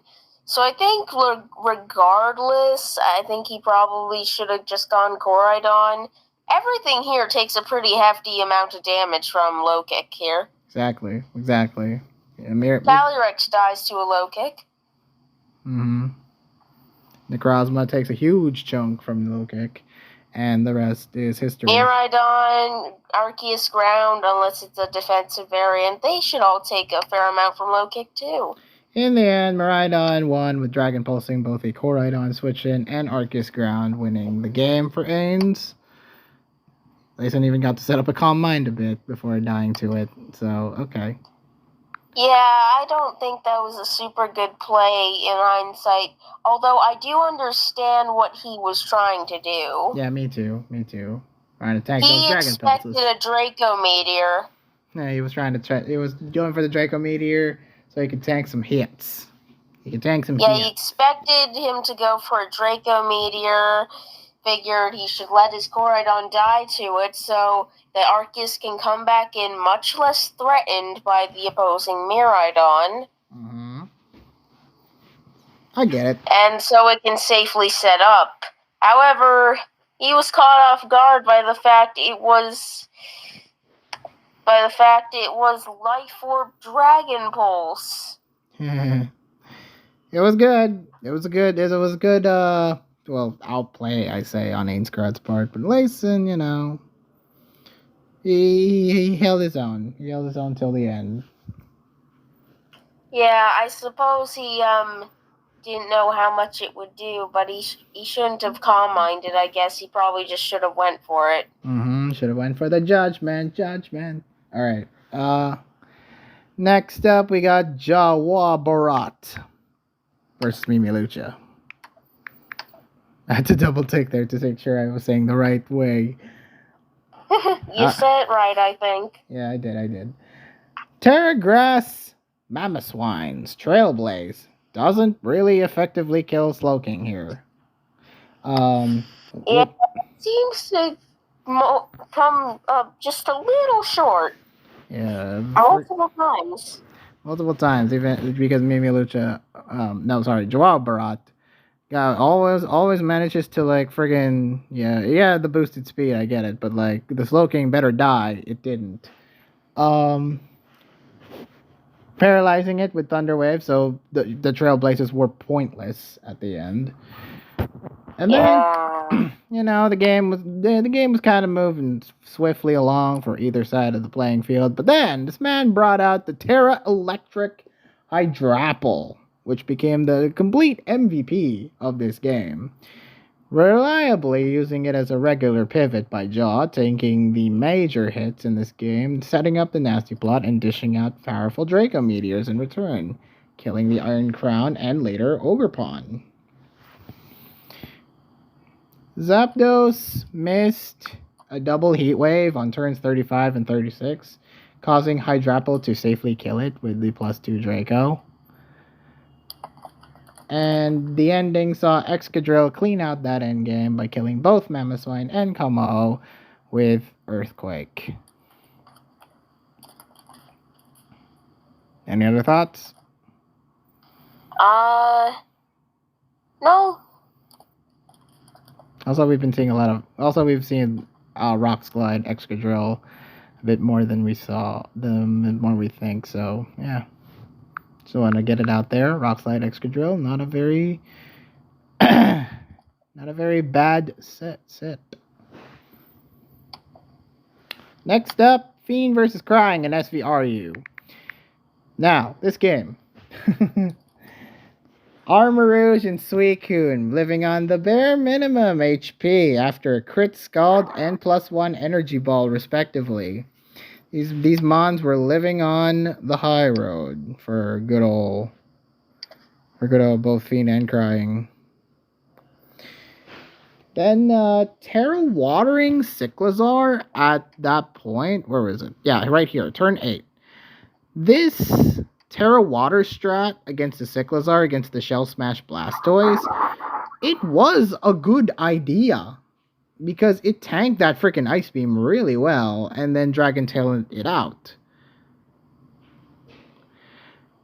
And then Fiend used the Air Balloon Terrakion. who then Terra flying to resist any fighting damage from Zapdos Galar, to then sack Hippowdon to a close combat. In the end, though, Revavroom came in, used Gunk Shot and High Horsepower, basically sweeping the rest by the Shift Gear boosted thing. So, you know, good times for Fiend. Any other thoughts? My thoughts are it is very, very loud outside. Do you hear that? I did hear multiple thunderstorms. Exactly. It's pretty nasty outside. New York's gonna. My computer says on the bottom light rain, and brother, that is not light. That is not light rain. Oh, it actually just changed to say heavy thunderstorms. Thank you. It's updating in real time. That's better. It's updating in real time. The power of computers. Anyway, next up we got Shinjineer versus Skier Dude. Oh my god, this game was a weird one. Let's see. Oh yeah, Skier Dude brought something interesting. This man brought something very interesting. You're right, because my god, I have never seen that. I've never seen that kind of team, that whole shebang team, rather than just one individual Mons. Because man, this Mew, nasty plot, weakness policy. Wow. Killing Vileplume, Terra ferrying against Noivern to kill it with Draining Kiss, before losing its boosts to a Haze Milotic. But after a couple of nasty plots later, it manages to beat it later. Oh no, didn't beat it. It beat the Reuniclus via crit Earth Power on turn 12. Oh yeah, that was a really unfortunate crit. Yeah, that crit was nasty. Cause it would have lived. It would have lived, yes. I agree. Died to Mean Xiao shortly after. After that, though, Lucario got a crit kill. Not a crit kill, but a crit on Crocodile with extreme speed on turn 19. As well as Tauros, leaving Tauros to sweep at the end, killing the rest of Shen's team, winning that game for Skier Dude. Yep, because once Crook died, all that was left was a Scarf Mienshao, which could not safely lock into anything because of what was left.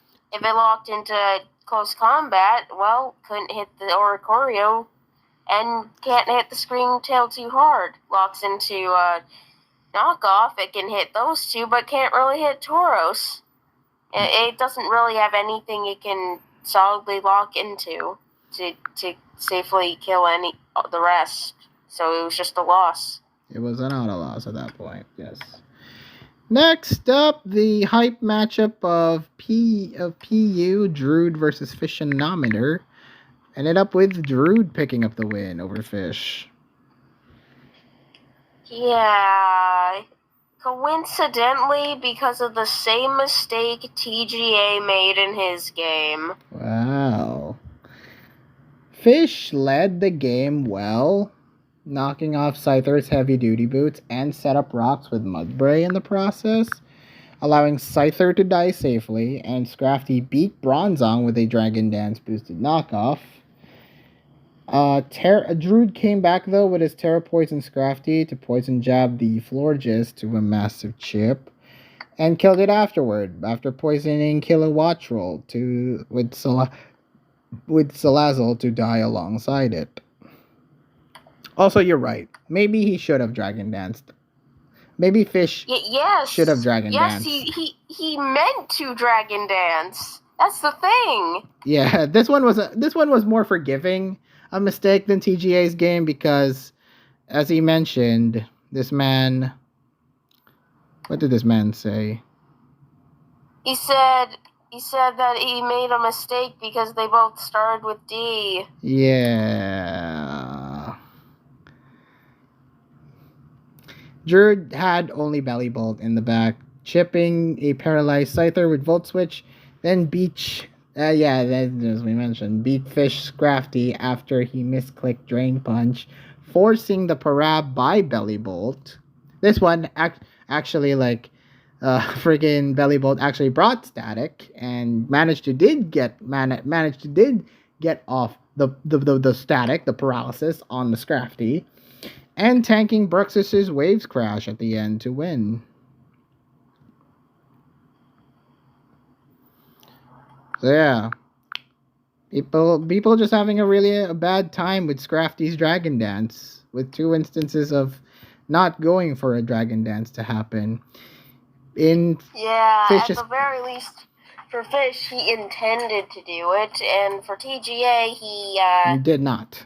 He had did not. A brain malfunction in the moment. He did not. All right, at 3 games left. Hacker beating Greedy in LC. Surprise. Well, nope. This was also the last game in the week. So yeah, but no one linked it. No one linked it. Hacker, you promised you would link. No, he didn't. Did he? No, he didn't. That's what I thought. He would never. Well, frick. Greedy hit a lot of statuses in the beginning, burning Glimmet with the Growlithe and poisoning the Mienfoo with Marini, before Hacker O-coded with Gothita's Psychic. Terra Psychic Voltorb tank Gothita's Psychic's better, allowing it to crit it with Giga Drain and Terra Blast for the safe kill. That was weird. I've never seen Terra Psychic from a Voltorb. I mean, it's a good tank. I know it carries like Eviolite and it's a good tank there. But man, tanking a Psychic from Gothita, not a bad strat to do there, buddy. In the end, Hacker was pretty much at a better spot with the Hazard stack and beating Gothita with the knockoff, with Mienfoo's knockoff, then outpacing Nummel with Mudbray for the safe Earthquake kill. Voltorb Hisui managing to kill Mienfoo with Thunderbolt, and Mudbray coming back to Terra Dragon and deliver an Earthquake for the win. Yep. Good. SVDOU, we got Penter versus the Cheese Man. And yeah, the Cheese Man won against Penter. Yep. Cause this boy absolutely motherfrickin' dominated Penter. Boy, did he. Oh my god. And it's got sets. He set some whack, dude. He set some whack. Screens Grimmsnarl, and Ghost Garganackle, and Sinistra. What a pairing, man. That was a dangerous ass threat. With Garganackle setting up the multiple. I don't know about dangerous, more like unkillable. This man is immortal. This man's using immortal sets here. The Iron Defenses against a pretty equally dangerous freaking Iron Hands with Swords Dance and Thunder Punch, might I add. Don't discredit Penter, because he's brought some heat too with the Swords Dance, Iron Punch, Thunder Punch, Psychic Seed, Iron Hands. But he couldn't get a single kill with it. And despite the assistance with the Heal Pulse and Deity, it died to a crit body press. Yeah, although I don't think it would have. I don't think even without the crit much would have changed regarding that. Not really, no, because this man was just tanking away with the freaking thing. That crit, just too tanky. But that crit, man, cost. That crit cost Penter. Terra Dragon Regidrago tried picking back up, but was equally ineffective as Garganackle recovered all its health back. Very, very nicely, too. Yeah, Cheese fucking destroyed Penter. Using King Gambit as support for Garganackle, to take out Reggie Drago and Salt Cure Ndidi, with Basket Legion being a last-minute threat with Last Respects, claiming kills before eventually dying to Salt Cure, winning the game for the Cheese and One. Yeah, that Basket Legion was scary, but alas, it couldn't last very long once it got Salt Cured. Boy, Last Respects freaking breezed through Landorus and Garganackle, OHKOing them. And friggin' Landorus... It never OHKO'd Garganackle. What are you talking about? Oh, no, sorry, Grimmsnarl, sorry. Yeah. Critting it. Yeah, that was a little scary. Critting it through Reflect. My god. Basket Legion, Last Respects, be crazy. Send it back to OU. Send it back to singles, why don't you? No! It's been banned from Ubers. I will freaking die on that hill until Basket Legion gets freed again. Last Respects. Okay, then die on that hill. No one wants it back. SV Monotime, the last game. We have ASIC versus Mata, which, my god, ASIC lost? The Titan? Okay, but let's take a look at their teams. ASIC lost? Oh my god. But look at their teams. I will look at their teams. Hold on. Let's see. Here they are. Here's the team. What the hell? Terra Steel and Mirror Match? What do you mean Terra Steals? This tier don't have Terra. Sorry. They're both brought steel and it's a freaking mirror match. Yeah, and so there's some interesting sets, some mirror some of the same sets, some different sets. It's an interesting game in which I think Mata, Mata simply had more momentum throughout the game due to getting a couple predicts right. Yeah, well, ASIC's Goldango failed to kill Skarmory, which allowed Mata's Goldango to come in safely to be immune to another Focus Blast shot. Yeah, you see that is a Specs Goldango ASIC was using. I mean, yeah, it could have sturdy, so it wouldn't have mattered, but still. Yeah, it was. I think it was Specs Modest. Specs Modest.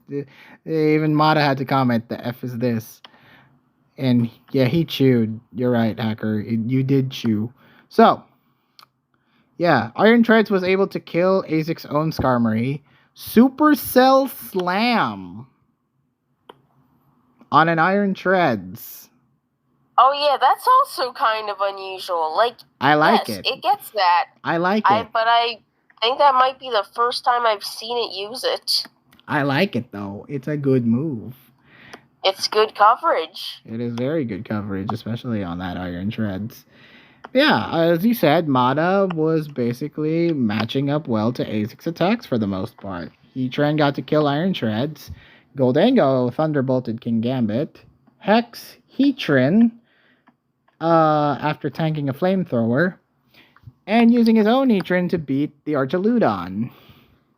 Yeah, they both brought Scarf Heatran, by the way. Oh, that's funny. That's really funny. Scarf Heatran is kind of standard, so it makes sense. It does make sense. In the end, King Gambit beat through Heatran with a Sucker Punch and ASIC's own King Gambit with Low Kick, winning the game for good old Mata. Yeah, see, I think what kind of lost ASIC the game was the fact that he had to switch out his Goldango on multiple occasions, which allowed Mata to take advantage of the opportunity and get further ahead. I think those two times, I think that really just gave Mata the continuous edge and made it just really hard for ASIC to catch up. Yeah, and in Mata's case, it was very, like, he played better. He knew how to predict against ASIC's team very well, and ASIC not taking advantage of the Goldango really hurt him in the long run. Yep. In the end, he probably should have just went for something that hit everything. Mm-hmm. So after we spent our time flapping our gums for 3 hours, it's time now to check who won predicts. Ah, yes. Hold on. I will pull that up now. Oh God. Oh, I'm actually getting pinged for more. I'm at. Great, No, great just stuff to don't put in listen the to me. video, Pokeart. Great stuff. Don't listen to me. I was just saying that people were pinging me for birthday wishes again. Anyway, who won predicts? Okay. The winner of predicts last week and the week overall, including the other two who did predicts on the thread, was me. Birthday luck coming to her again. Yeah. I got 16 out of 30.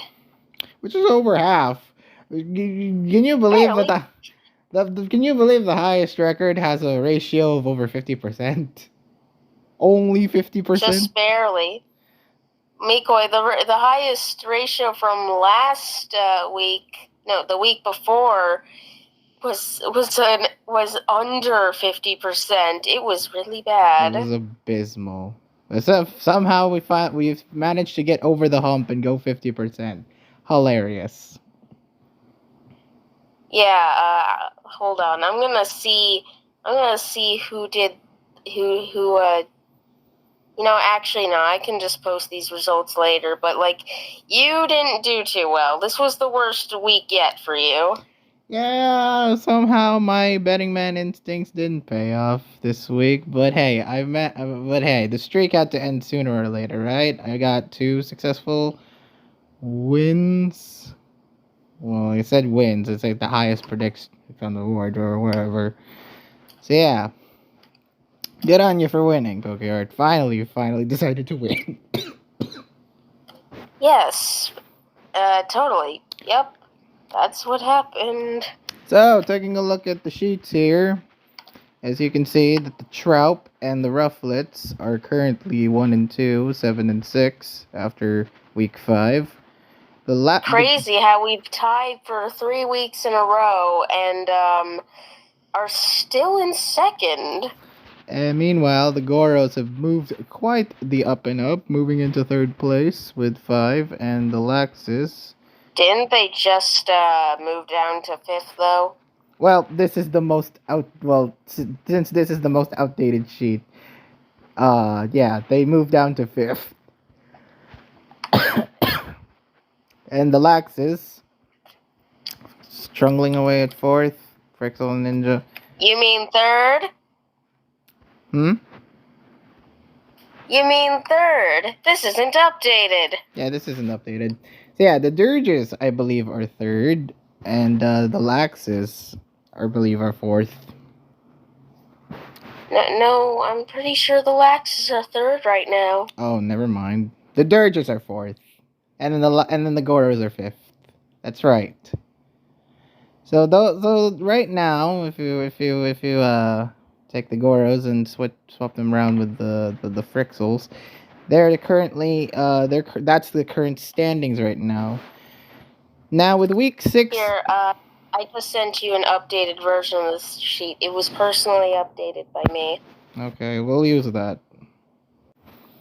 Well, as you can see here, that the 9 points for the Troup, 7 points for the Rufflets, then 6 points for Frixel Ninja and Eternal Snowman and Trace. Those are the current front runners for the playoff seasons. Primal Pangor. The Snorlaxes are ahead of the Dirges right now because their differential is slightly better. And the Goros, of course, are 5th as well. And then, of course, the rest, 6, 7, and 8, the Lords, the Stuffles, and the Laprases. So what are the playoff implications here? Well, the top 5 looks to have, they all look to have decent chances. Right. it looks pretty rough for the lures and Stuffles. But I think it's still possible if things line up right for them. Yeah, they need big wins. It's just straight up not possible for the Laprases anymore. Yeah, it's not. They're 100% out. We've already determined this by the start of week 5. But they have only 1 point total, and 4 losses. Ugh. There's only 2 weeks left. Even if they win those 2 weeks, they'll only even if they win them by 10-0ing their competition, it will not be enough. Yeah. Because they would only gain 4 more points at most, giving them 5 points, which is nothing in the face of the 2 teams that already have 6, and the other 2 teams that have above that amount. Yeah, and they're guaranteed out. And the Lords and the Stuffles, they need some big boy points, especially this week. Especially this and the next week if they really want to make playoffs. They'll have to win these weeks both. They'll have to win the next 2 weeks and hope that the Pangoros don't win anything, and the Dirges and the Laxus have a bad. Yeah, the Dirges too. Yeah. So it's gonna be an interesting week. And the Laxus. They need the Laxus / Dirges to not win. They need the Pangoros to not win. Yeah, they need everything to align right. So yeah, this is gonna be a tough week for both of them, especially the Stuffles, because they need to fix that differential badly. The Lures, though, they have a slightly better chance, but they'll if they don't win, then they're straight up out. There's no way. So yeah. Hell, even the Stuffles aren't guaranteed out. Yeah, they need to fix the Lures winning anything. Yeah, they need to fix that differential. Or any of the people with 6 points or 5 or yeah. So yeah, that's playoff implications. Just Pokeart's just happy that she made it in playoffs. I don't know. Things can change on a dime really quick. So these last 2 weeks. I've made playoffs in the past. That's not what I'm really concerned about. All right. Well, team implications. Just team implications in general. What I want is to win. But will you win? Let's now predict in week 6 and who takes the cake. This is probably the most unpredictable week as well, because not only this is the most crucial for a lot of teams, but this is also the most unpredictable one, considering these freaking lineups that were sent. Holy crap! Look at these.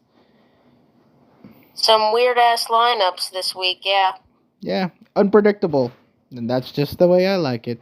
First off, we got the Phantom Trout, who are sitting pretty at number 1 versus the Stuffles.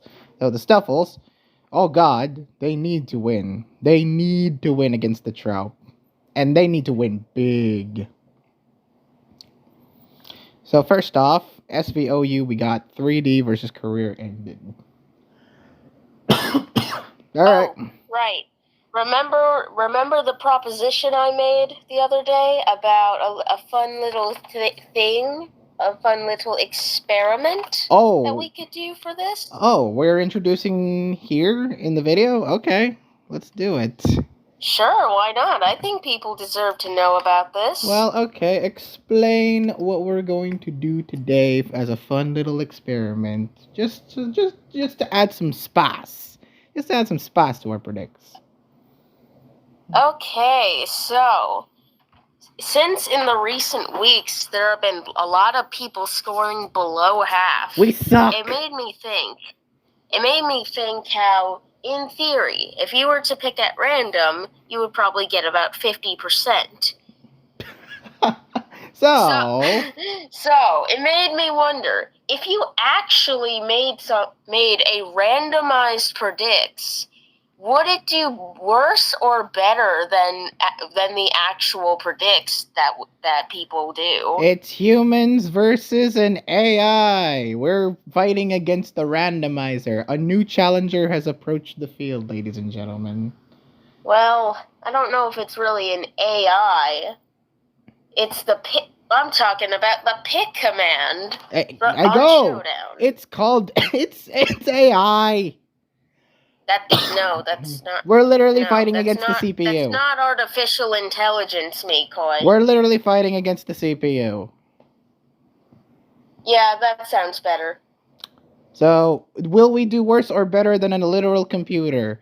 We'll see about that. All right. First off, 3D versus career ended. Both players. I think 3D personally. Both players have had a somewhat of an up and down BLT so far. Both players have shown that they can absolutely play well, but other times that they can be quite mediocre. While the common consensus is that yes, 3D may be the better player, I'm personally picking career ended. I think career ended has a bit more to gain if he definitely he has a bit more to gain if he wins, but I personally think he's the better player of the two. So Okay. I don't know, Mikoi. Even the pick disagrees with you. oh, he's going for 3D. Shit. The pick. We randomly picked 3D. Well, all right. So friggin' first signs there. There's the first sign of failure. We'll see about that, Mr. CPU. Next up, SVOU. We got Botsy versus TDNT. I think TDNT. What about you? Really? What makes you say TDNT? What makes you say Botsy? What? Okay. Botsy has had, well, let's see. 4-0 Botsy, 3-2 TDNT. Wow, actually pretty close records. I thought TDNT was kind of struggling here, but No. I mean, who are the two people he lost to? It's only Thiago and Maverick, right? Yeah, I think so. Two goats, might I add. Well, against another goat, will he win? All right. If you say so. So who are you picking? Botsy, 100%. Come on, this guy's 4-0. This guy's on a roll. So. Well, we randomly picked Botsy. Yeah, Pick agrees with me. Now we're friends. We're friends again. SV Ubers, kind of a highlight match here. 7992 versus FC.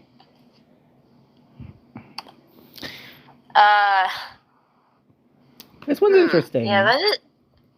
Yeah. Both players have had. 7U9I2 lost Ice Master. Well, FC has been kind of trickling a little bit. He's not peak FC. He's not the peak FC that we've seen, but he's definitely pulling his weight with the team that he has. So the FC is currently 2-2, and 7U9I2 is 3-2.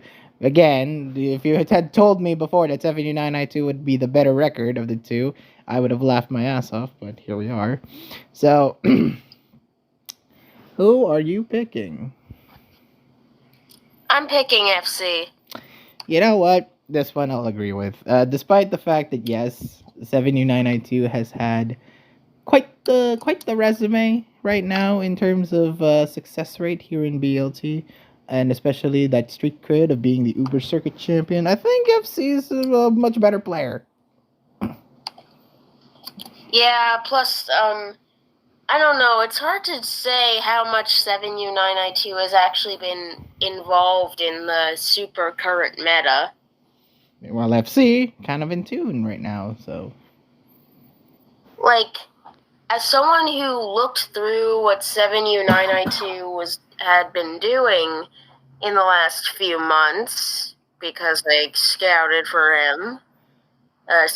him, I mean, I didn't see a lot of actual, Uber's gaming recently. Public Uber's gaming. He hasn't been, the some of these. Yeah, but I saw a lot of Uber's tour hosting. Well, I guess that's what he's focusing on. Yeah. All right. But yeah, I think FC is probably much more in tuned with the meta currently. No, I agree. Not saying 7U992 is not in tune, but I just mean I think FC is like much more so because like he's like literally Uber's cheerleader. I agree. No complaints here. Also, we randomly picked FC. Yeah, even the pick agrees. SVUU, we got Riche versus Let's Rumble, Shall We? Putting Hellray and UU. Okay. Riche? I wouldn't be surprised if Hellray pulls this off, but I think I have to go Riche. Riche has had kind of a bad BLT right now. He's running 3, only one against Joe Abarat right now. But yeah, his games haven't been that bad though, have they? No, not really. They've been quite decently played. He's just, when put against like much more, I guess, in tune in the current meta, like Mimi Lucha, Just Drew, and TMM. Those are the persons he lost to. Riche has been kind of struggling. He's been kind of struggling in this UU pool. He's still a good player, but just the overwhelming power creep that has happened in the UU pool ever since has kind of put a damper on him, which is unfortunate because we know Riche is good. Okay, so who are you picking? Yeah, I mean, I have to agree. I mean, as much as I want Hellray to win, and as much as I want to think that he can pull off the upset, I think Riche will finally get one off. Finally. Anyways, we randomly picked Riche. Yeah, please. Hopefully this is not a bad omen. Even pick agrees. Come on, Riche. Let's get going. SVRU. Probably the highlight of all highlight matches. We got Just Franco versus the Franklin. Franks. To be frank, this is a highlight indeed. Two Franks fighting it out to see who is the actual best Frank. Franco is 4-1. Ars9 1-3. Oh no, 2-3 I think. 2-3, yeah.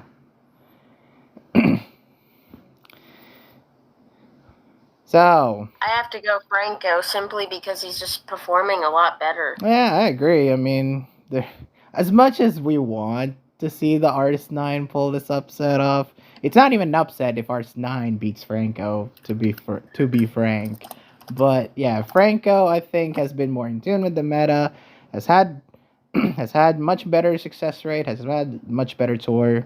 It's easy to say Franco here. We randomly picked Just Franco. Hey, this thing's a little too smart. I told you. I think we put the pick on hard mode. All right, SVNU. We got Stories versus Ming. Wait, Mikoi. I know I'm a little late in making this joke, but oh no. What if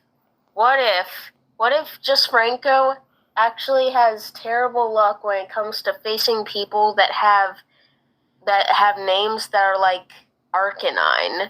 God damn it! No, don't jinx him. What if Franco is just destined to lose to people with names similar to the Pokemon Arcanine? Dude, just because you're the birthday girl, that doesn't mean you have to give someone bad omens. If Franco loses, I'm just saying. You remember what his only loss was, I'm sure. I hate the fact that we have to say it, that Franco lost to Arcanine before.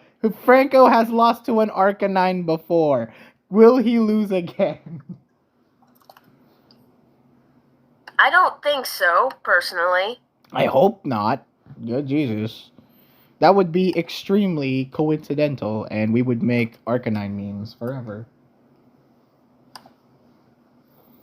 And they're all slander against Franco. Sorry, Franco. We think you're good. Anyways, Stories versus Ming.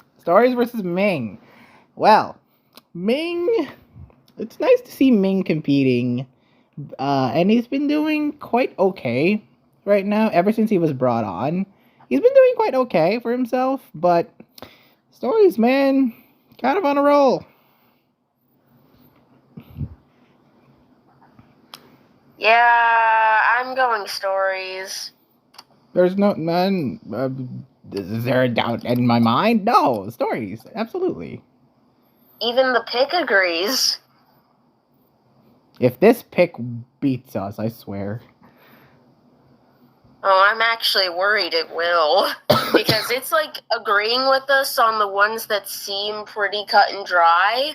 And it's like disagreeing on maybe some of the less cut and dry ones. The ones we're actually like debating on a bit. So, okay. Yeah. This might be one of them. SVPU, we got Lost Memories versus Sufis. I'm going Lost Memories, personally. Okay, explain why. Better player. Really? Okay. Yeah. Sufis is... Really? Yeah. Sufis is 1 and 2, I believe, and the Lost Memories is 1 and 1. So... Oh, their loss was against Blood Ace. Their win was versus Floor. Right. Okay, yeah. I think I'm going Sufis. Like, these players, I have literally, like, after what I've seen from them so far, I think Lost Memories has had, okay, he's performing decently, but, you know, I just think he just needs that extra step. I feel like he hasn't been too aggressive with his plays. Kind of been more passive with Safis. Not exactly better, but, you know, I think his team prep is much better. So, yeah. I will give Sufis this. He probably knows the meta better. Yeah, I think that'll carry him Because to his he got advantage. top 4 in PULT. That's amazing. That's impressive. I think that'll carry him. I think that'll carry him to a good win here. I think I was less confident before, but now I'm confident in going for Safis. I'll believe in Lost Memories. What does Pick say? We randomly picked Sufis. The pick seems to be on my side. Oh shit. Then now that I say that, oh shit. Pick's gonna screw you up God maliciously. God damn it. SVLC.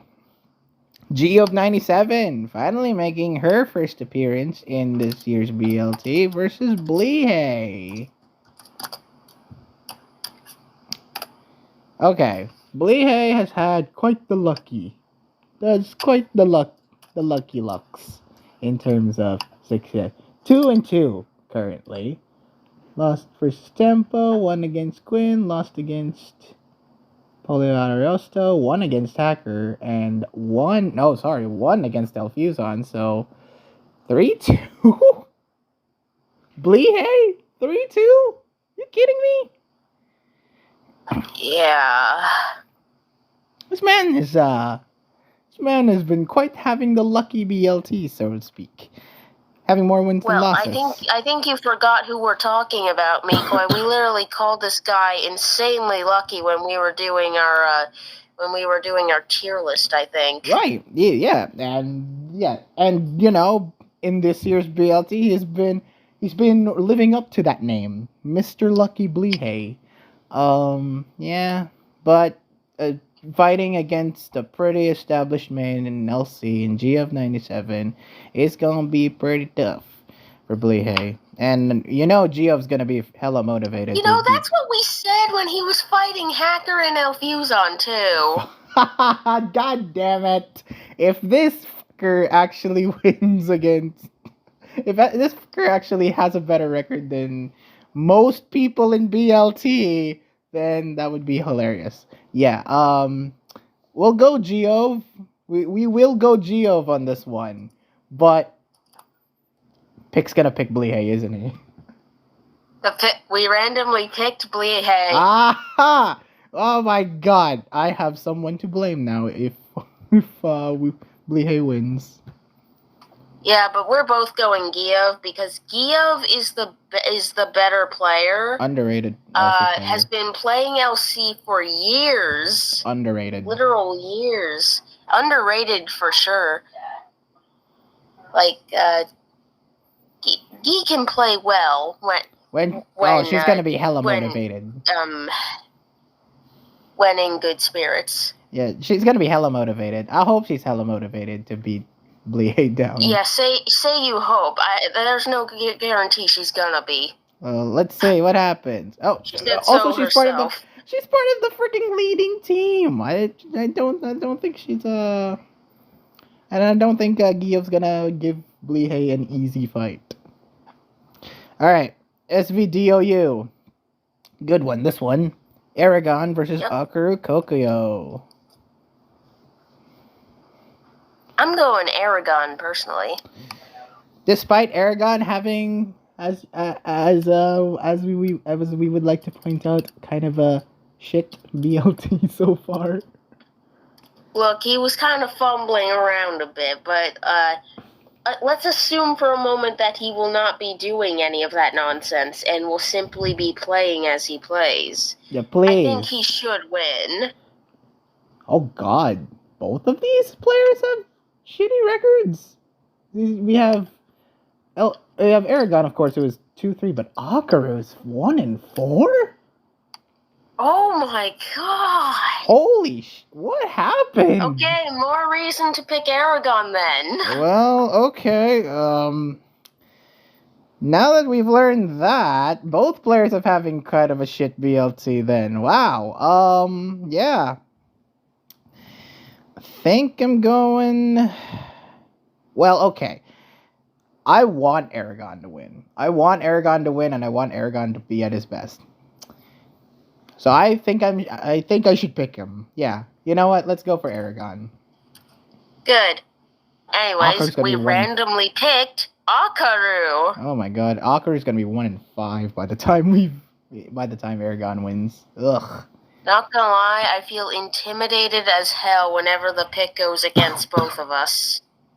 That is just our freaking instincts at this point. We're just that skeptical. Like the pick knows something we don't. Oh God. The pick knows the future. SV Monotype, we got Royal Reloaded versus Tenebricide. This should be interesting. Should be a good one. Let's see. Tenebricide is currently 2-3-0? 2-1? 2-0. No, 2-0, because he got subbed out. Right? This is Rafna. 1 versus King Leo. Oh, right. He's 3-0. Oh, that's right. Dunox got subbed out over King Leo. That's right. Yeah. Tenebricide is 3-0, while Royal Reloaded 4-1 currently. Ooh. Only lost to Azek. Wow. Only lost to Azek. And every time we try to predict against Royal Reloaded, I personally predict against Royal Reloaded, but he seems to manage to reverse Uno card me. So who are you going for? This should be interesting. I know you're high on Tenebricide, so this will be interesting. I am very high on Tenebricide. But Royal's been doing pretty well for himself. Which, you know... And Royal does a lot of stuff in Monotype, let me tell you. Oh, he's grinding. He's grinding that mono train right now. He does a lot in that tier. Yeah. You know what? I've looked into it. You know what? I'll be the betting man. I'm gonna be the betting man. Tenebricide to win. I think Tenebricide is the better player, but Royal knows more about mono. But honestly, I think I'm willing to bet on the better player. Okay. So I'll also go Tenebricide, but the pick is scaring me. If this pick, I swear to God. We randomly picked Royal Reloaded. Oh no! Oh no! Oh, that pick. The pick's gonna be right. Oh no. It's bad enough when one person is scared of the AI, but two people against the CPU being scared. Oh god. All right. Next up, we got oh no, the bottom two people. We got the Lavender Laprises versus the Lore Society. Not exactly the bottom two because Stuffles, but yeah, the Lores need this win. Laprises can't win. Lores need this win if they want to make playoffs.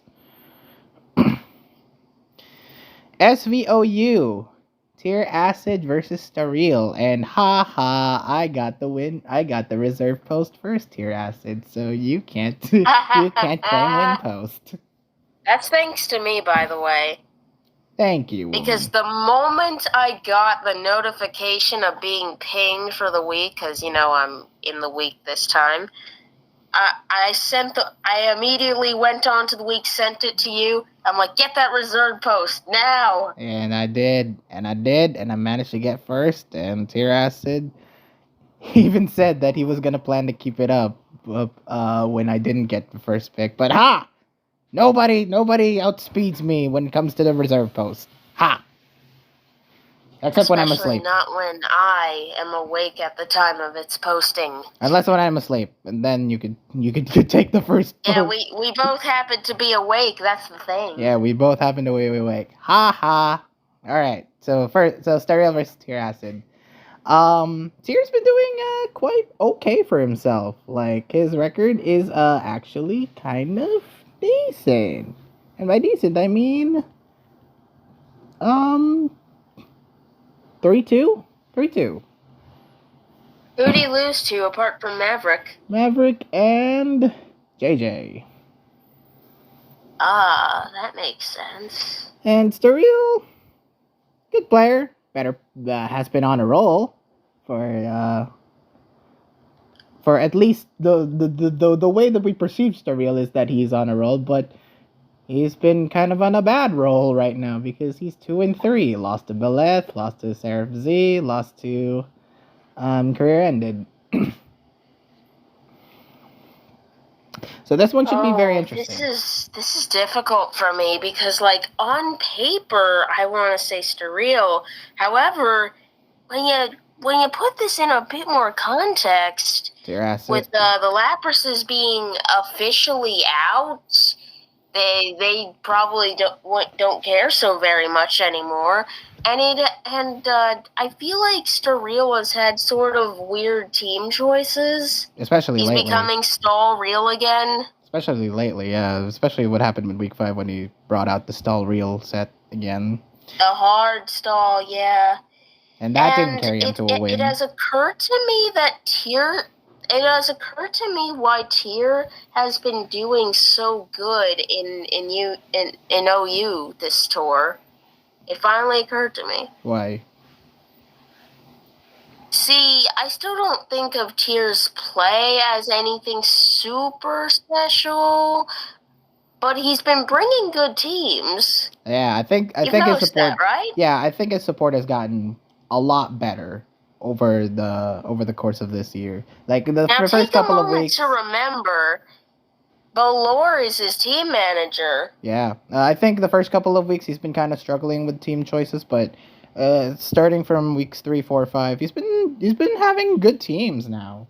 I think his support has gotten way stronger. And quite a number of his teammates are very solid in OU as well. Mm-hmm. So he probably has great support.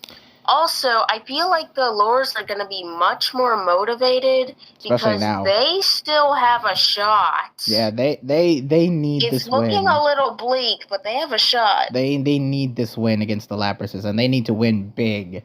So yeah, I'm gonna be high on Tear Acid for once. I'm picking Tear Acid. I'll be high on Tear Acid too. Congratulations. Congratulations, Tear Acid. You finally got your upsmanship. Not against my win post. The pick is also high on Tear Acid.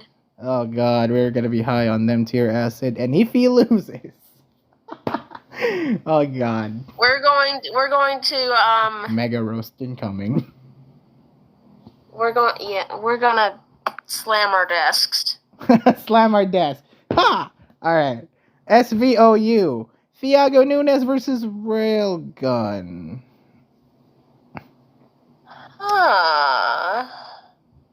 Sure. Okay. Sure. Sure. That's cool. I don't know how this will go. That's quirky. It is quirky. It is quirky to put one of your best DOU guys and put him in OU, but I get that's just the nature of the matchup. I think the pick is starting to be wacky on this. Oh no! Did it actually pick for Railgun? Yeah. Well, we slam our desks now because the pick is wrong. Thiago to win. Thiago to win, even if Thiago may not have the most motivation. He's just straight up better. He is straight up better, even though his record is negative right now. All right. SV Ubers. Pote versus Ice Master. Well, look, I don't think we have to think twice about this. I'm sorry, Pote. I know you wanted to play like friggin' weird ass tiers, but Ubers against an Ubers boy like Ice Master? The fudge? Like, look, even the pick knows better here. He's 4-1 right now, I think, Ice Master, so yeah. And Pote is 1-4. Ah, yeah. There are some real Ubers Titans in this, and yeah, Ice Master is 4-1. That's excellent. Yep, that is an excellent record, and I think Ice will He win. only lost to Richard. There's the bias. Yeah, Ice Master. Because literally everyone has lost to Richard. This man is crazy. All right, Ice to win. Ice to win. All right, SVUU. We got Polio Ariosto versus TMM. Do we really need to think twice? No, we do not. TMM literally debuted just last week and destroyed Roche. Destroyed, yeah. Destroyed is the nicest way you can put it. TMM absolutely clobbered. And I think he's got to do it again. TMM, my boy, do it again. The pick thinks so too. Good. SVRU, we got Sasha versus Ampha. I think we were kind of low on Ampha. Because Ampha is, Ampha's been doing pretty well for himself, don't you think? Even though he's kind of negative right now, being 2-3, he has beaten, like, Ars9 and Fiend in the past. Plus he's the RU player. He's gonna be motivated. He needs to win. Yep, 100%. I'm noticing we're gonna be picking a lot of lore matches because, like, yeah. Yeah, Ampha to win. Ampha to win. Next up, Team Charm versus Danny. This one. Oh wait, I didn't do the pick yet. Sorry. I didn't do the pick for Ampha versus Sasha yet. Hold on. You get to hear the result live this time. Yay. And watch. We randomly picked Ampha. Okay. I was gonna say watch is gonna pick Sasha. No, okay. It's smart. It's smart. Next up, Team Charm versus Danny. Should be a good one. Both good friends. Should be a good one. These two are friends. These two are friends, and these two are homies, and hopefully they meme. I'm just expecting a meme at this point. Oh, they're gonna meme. I mean, Team Charm can meme all the hell he wants because, like, he don't care anymore. Surely he don't give a crap. Galapagos they can't win anymore. They're just here. They can meme to all hell. Yeah, where's my 6 metronome team, huh? Where's my 6-person metronome team? So they better do it that way. Okay, well, no, Danny would not want that, but Team Charm might. He might. Watch if he wins. Yeah. To be honest, we'll pick Danny. We are picking Danny to win because Danny is... Yep, Danny to win. We randomly picked Danny. Yeah, Danny has... It's a lot more upside of Danny winning. So, sorry, Charm. Despite I want the frick, the meme to happen. Danny to win. But please meme. Please meme. SVPU, we got Big Tony versus Eternal Ocean.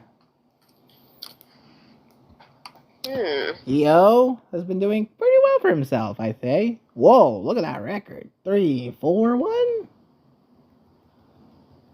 Wait, what? No, 3-1. 3-1, excuse me. Because he won against TGA, won against Sufis, won against Blood Ace. Alright, Eternal Ocean has been doing pretty well for himself. Big Tony debuted last week and kind of got clobbered, so yeah. I don't think he got clobbered. What? he lost a fish. He lost a fish. Yes. Yes, that doesn't mean he got clobbered just because he faced PU's god. Okay, fine. But we're still picking EO. We're still picking Eocean to win. EO. The pick picks it too. Executive Optical. Alright. SVLC, we got Novax versus Quinn. Mr. Quinn. Mr. Quinn, who upset us last week by beating Starzama. Novax, who beat Rio Skin last week. This should be fun. I think Quinn, personally. Think Quinn? You think Quinn? Oh, yeah. Okay. I think Quinn. You know what? We think Quinn? You know what? I haven't predicting. We haven't been predicting for the freaking Laprases in a while, so let's go Novax. I think Novax is well, he didn't really impress me, but against Quinn, I think Novax is a better player. Even after Quinn beat Starzama really cleanly? Well, yes. I think Novax. I think comparatively speaking, I think Novax still wins. Well, the pick says Novax. See, even pick agrees with me. SVDOU L Cap versus Enzo Nana. Enzo Nana plays L Cap and DOU. Yeah, we won. We won, ladies and gentlemen. We won BLT. L Caps and DOU. Don't forget, Enzo Nana plays DOU. I know Enzo Nana plays DOU. All right. All good. L Cap versus Enzo Nana. So Enzo Nana plays DOU, as you've mentioned. You played him during quals. L Cap, man, this man is a treasure and a half. If he wins, what will we say? I don't even know what we'll say, but I don't think he's winning versus Enzo. Because even if he brings whack crap, yeah, please Enzo bring the shittiest bringing whack crap. Enzo, bring the shittiest team you can, and you can still beat El Cap. Now he'll probably bring something whack, because that's apparently what he does. Yeah, I can't wait. I am excited for this game. I can't wait. So yeah, this is gonna be the meme match of the week. I can't wait. This is gonna be fun. And please pick El Cap. The pick, I'm sorry to say, picked Enzo Nana. Damn it! The one time I really wanted pick to actually pick El Cap. Alright, fine. Has to be monotype. Should be a fun one. Rafna versus Siphicon. Now, both of these players we're very familiar with. Okay, alright. Yep. Siffy has had, again, just like I mentioned last week, kind of the up and down BLT right now. I think 2-3. And Rafna just hasn't played much, I don't think. Yeah, he hasn't really played much. But the times he did play, he lost to Druid, lost to Tenebricite, lost to Acrotix. Yeah.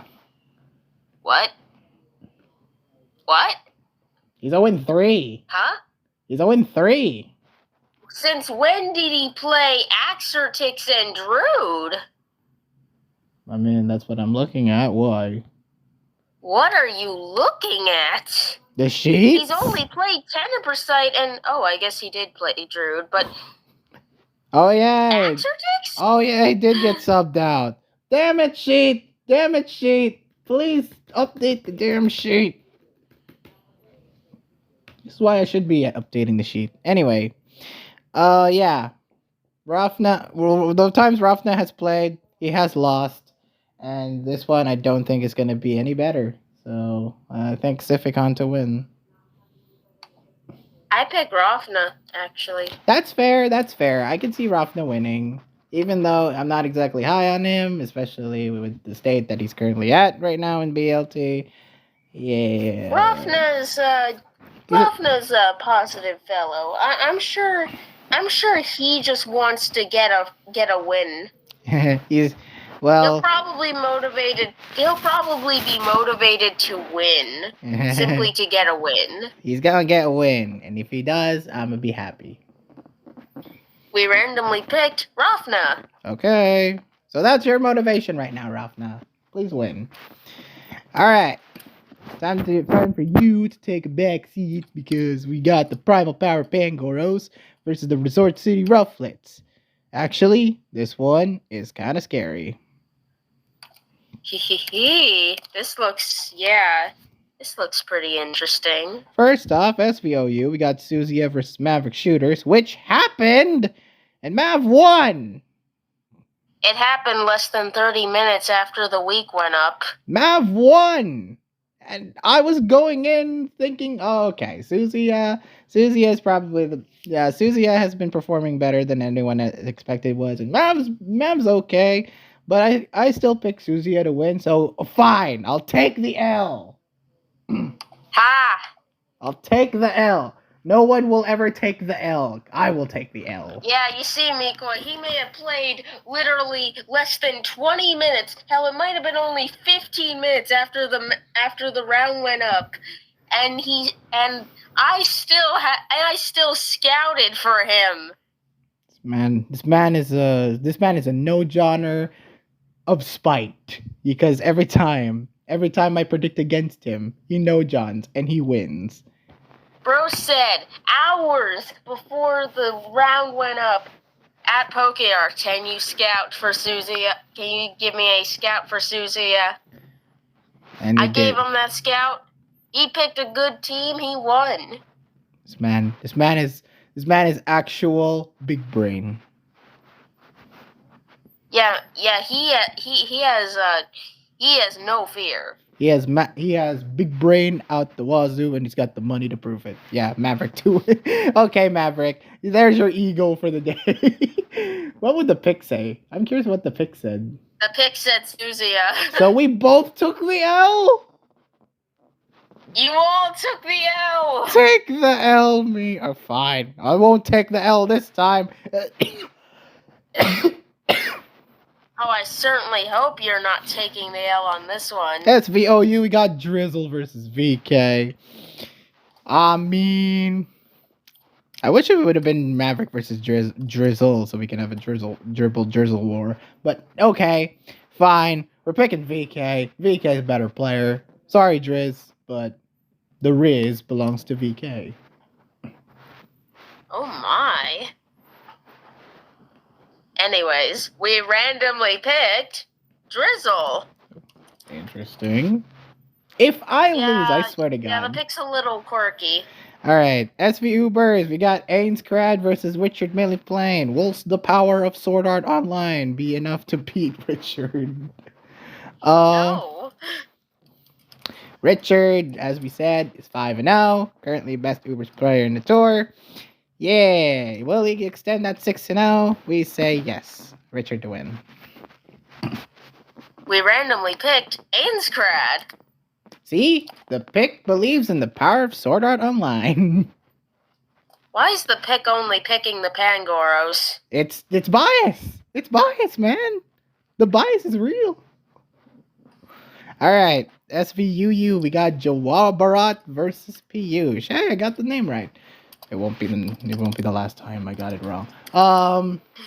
Piyush is the Manor Slayer. Jawab Bharat has been doing quite decently in UU, but Piyush is the Manor Slayer, and this Piyush man is too strong for UU.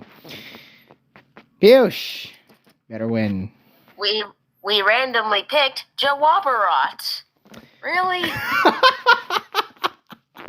The Pangoros bias. It's the Pangoros Why bias. why is the pick love the Pangoros? What is going on here? I think we found a team. All right, next up we got Fiend versus Lime. Again, looking at I'm actually looking back at the previous series that the pick predicted for, and let's see, it predicted 1, 2, 3, 4, 5, 6, 7. It predicted 7 Balor team. It predicted 7 Lore Society teammates, players. I mean, to win. It just in a row. Wow, interesting. So now it's picking all exclusively Goros. So yeah, but these aren't the ones it should be picking against. These are the ones that are probably winning. Wow. Okay. Fair enough. All right. So yeah, as I said, Piyush to win against Jawabarat. SVRU, we got Lime versus Fiend. This one's a good match. This one's a good match on paper. Does Lime have does Lime have the better record? I think so. Let's see. 3-1, I think. Yeah, it's 3-1. And Fiend is 3-2. Okay, similar records then. Both players have been doing pretty good. Same amount of wins, so we can call it even. Yeah, both players are doing pretty good, but you know what? I'm sorry, Pokeyard, but I think I'm going Fiend. Understandable. That guy's like literally RU leader or something. Man's been doing pretty good. Lime's doing good for himself, but I think Fiend's the better player here. We randomly picked Lime. The one time where he doesn't. All right, SVNU. This was a highlight match. This was a highlight match on Yeah, paper. these guys have faced each other in multiple tours, apparently. Yeah, this one shouldn't be any different. We got Shinjineer versus Wadley. Wadley won last time, by the way. Will it happen? No, Shinjineer won the time I'm thinking of. Will it happen again? Shinjineer has been doing pretty well for himself. 3-2. Wadley 4-1. 4-1. No. No, not 3-2. 4-1. No, actually no, 3-2. 3-2. Same. Yes. Same records. Wow. Even closer. Oh wow. All right. Same close records, similar records. Yeah, this one's close. This one's real close. Both players are very good. Like Shinjineer's been home. Yes, I agree. Both players are very good. I imagine Wadley's probably the better one of the two. However, Shinjineer plays this tier so much that it makes me wonder if he touches grass. Is that slander? Is that slander being thrown at Shinjineer? You don't want to see the amount of replays I found while scouting. It should be interesting to see, but yeah, as much as Shinjineer has impressed me, he has impressed me throughout this BLT, which is good. I think I'd rather pick Wadley. I think the tried and true main in me says that Wadley better win. Good. We randomly picked Shinjineer. There's the Goros bias. All right, SVPU. Ah, man. Fish Anemometer versus TGA. TGA has been doing all right. Let's just get it right now. TGA has been doing all right. Yes, he's 2-3, but he's gotten wins over Pote, and he's got wins over Drip Legend, which are nothing to sneeze at. He's fighting God, though. He's fighting God. He's fist fighting God. He's fist fighting God straight into the sun, going with a Speedo, going a little Speedo against the sun. Hey, you're making this sus. Sorry. You lost to Druid, yes, Fish. You lost to Druid last week, yes, but Fish can easily bounce back. So, yeah. As much as you want to root for TGA, and yes, you better root for TGA, Pokeart, because Fish. Oh, of course I am. Fish to win. Once my birthday is over. Oh, God. Get started. Oh, sorry. I thought you were gonna say, "Oh, the birthday luck extends to a week. Maybe TGA may win." Oh, it totally does. Totally. God damn it! I'm not BSing. I'm totally not BSing. God You also damn gotta it. take into account the cat luck. Oh no! Don't bring the cat into this. Now people are gonna. If he comes, if he simply happens to come into this, just into my room when the game is happening, I'd say that's pretty good. I'd say we're gonna get some very good luck. Oh boy. Well, what does the pick say? We randomly picked TGA. Oh my god, this man is predicting an upset. SVLC, we got green. Oh, hold on. Hmm? Oh, what the? Yeah, hold on. Need to take. Alright, next up, LC, we got Greedy, EB versus the self-proclaimed best player of the tour, Yippee Drippy. More like the best yapper of the tour. And well, that's an undisputed fact. Well, the tour's people don't know this, but I am in the Rufflet server, and oh boy, the amount of yapping Yippee Drippy has, this man is single-handedly making the chat as active as humanly possible. Hold on a second, table was on the. So, where were we? Where were we? We're talking about the self-proclaimed best player of the tour, Yippee Drippy, against Greedy. AKA the best yapper, actually. Oh, you know what?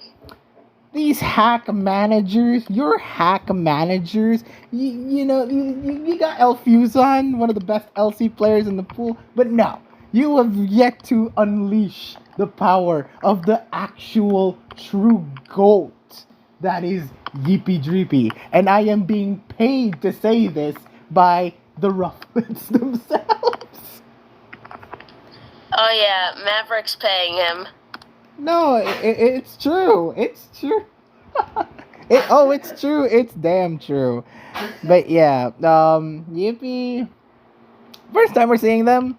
Too bad they're fighting against the Greedy, who is an established LC main. But you know what? Greedy has had a neutral record. Yay! And this is Yippie's debut. Debut. So, yeah, I'm thinking Greedy, but you know what? I won't be surprised if Yippee wins. Greedy has had a kind of a bad habit of not being able to capitalize on certain good wins. So this might be proven detrimental for the Goros, but they need this. So yeah, Greedy to win. I am picking Greedy, but these two are buds. Should be a fun match. Meme. Well, Anyways, we randomly picked Yippee. Oh my god. The pick nose. The pick nose to draft the pure goat. Alright. Alright, next up, doubles. Panther versus whoever this user is. Who is this PokeArt 2004? I don't know. Maybe they're an alt of PokeArt 2005 or PokeArt 2019. Hey! Which, yes, are actual registered usernames. Someone's trying to copyright infringement you. So yeah, PokeArt. You're stepping into doubles territory, which is not an unfamiliar little meta to you. You're very familiar with the doubles meta. Yeah, this is a very familiar meta to you, should be. But against Panther, who has been doing, okay for himself in these past couple of weeks, wouldn't you say? You're saying okay, but let's see what his actual record is. Isn't it neutral? Let's see, loss versus Aragon. Win versus Oblivion Wing. Win versus Railgun. Win versus SMB. Loss versus Otago. He is 3-2. See, he's doing okay. Okay, better than okay. He's doing pretty good. Okay, that's good. He is doing pretty good for himself. And you know what? He might actually be like one of the more standoutish doubles players, if you get what I mean. So this should be very, very interesting for you. Well, what if I said I'm personally less scared of Penter than their other doubles option? I was terrified that I'd be facing Keanu VGC this week. I don't think many people in this tour know that guy can be a menace. He's in the goddamn regional and he made top cut.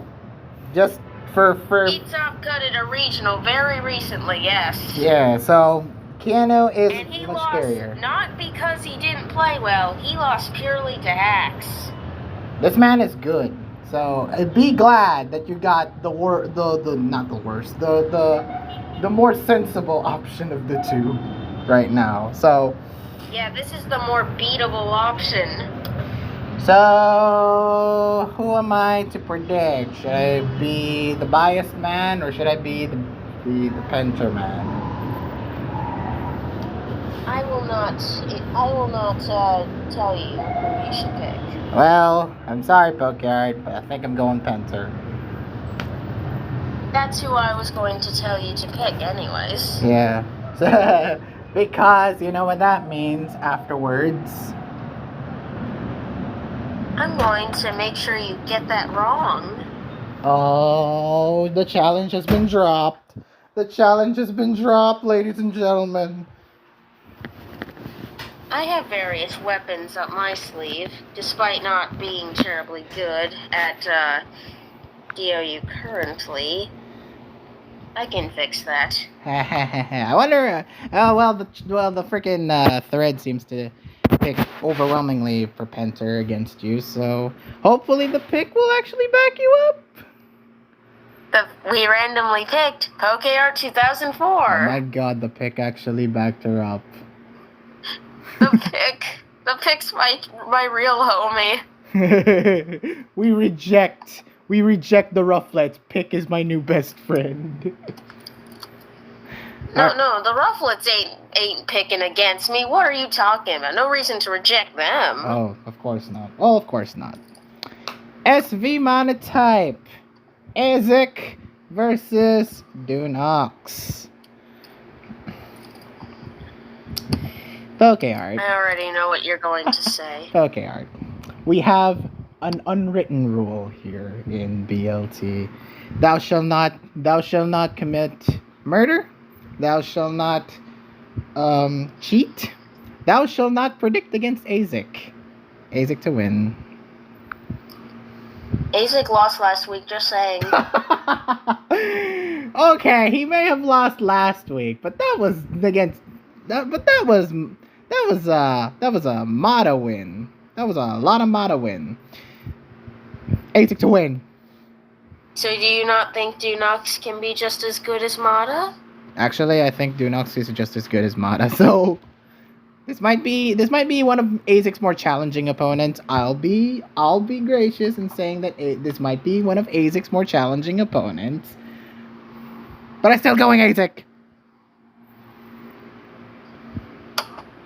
Well, I guess even the pick can't argue with that. Yeah, the unwritten even the pick rule. knows of the unsung rule. The unwritten rule, thou shalt not predict against Isaac. I'm predicting against Isaac. I'm just kidding, I can't because I'm not predicting this. Yeah, you cannot. You have to root for your boy Dunox. Well, who knows? Maybe he could win. Have faith. Have faith, woman. Maybe you can beat the unwritten rule. Alright.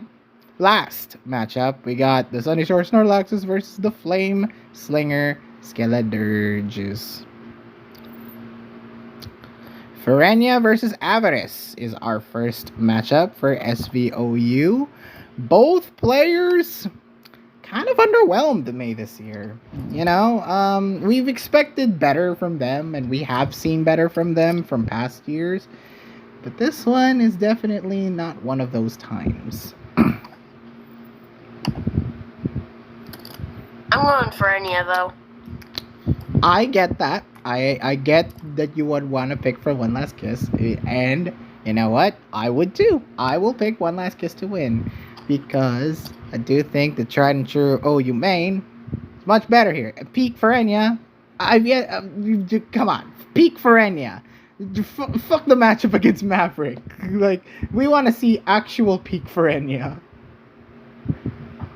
Yeah, so I think Ferenia should win. Ferenia to win, and hopefully the pick agrees.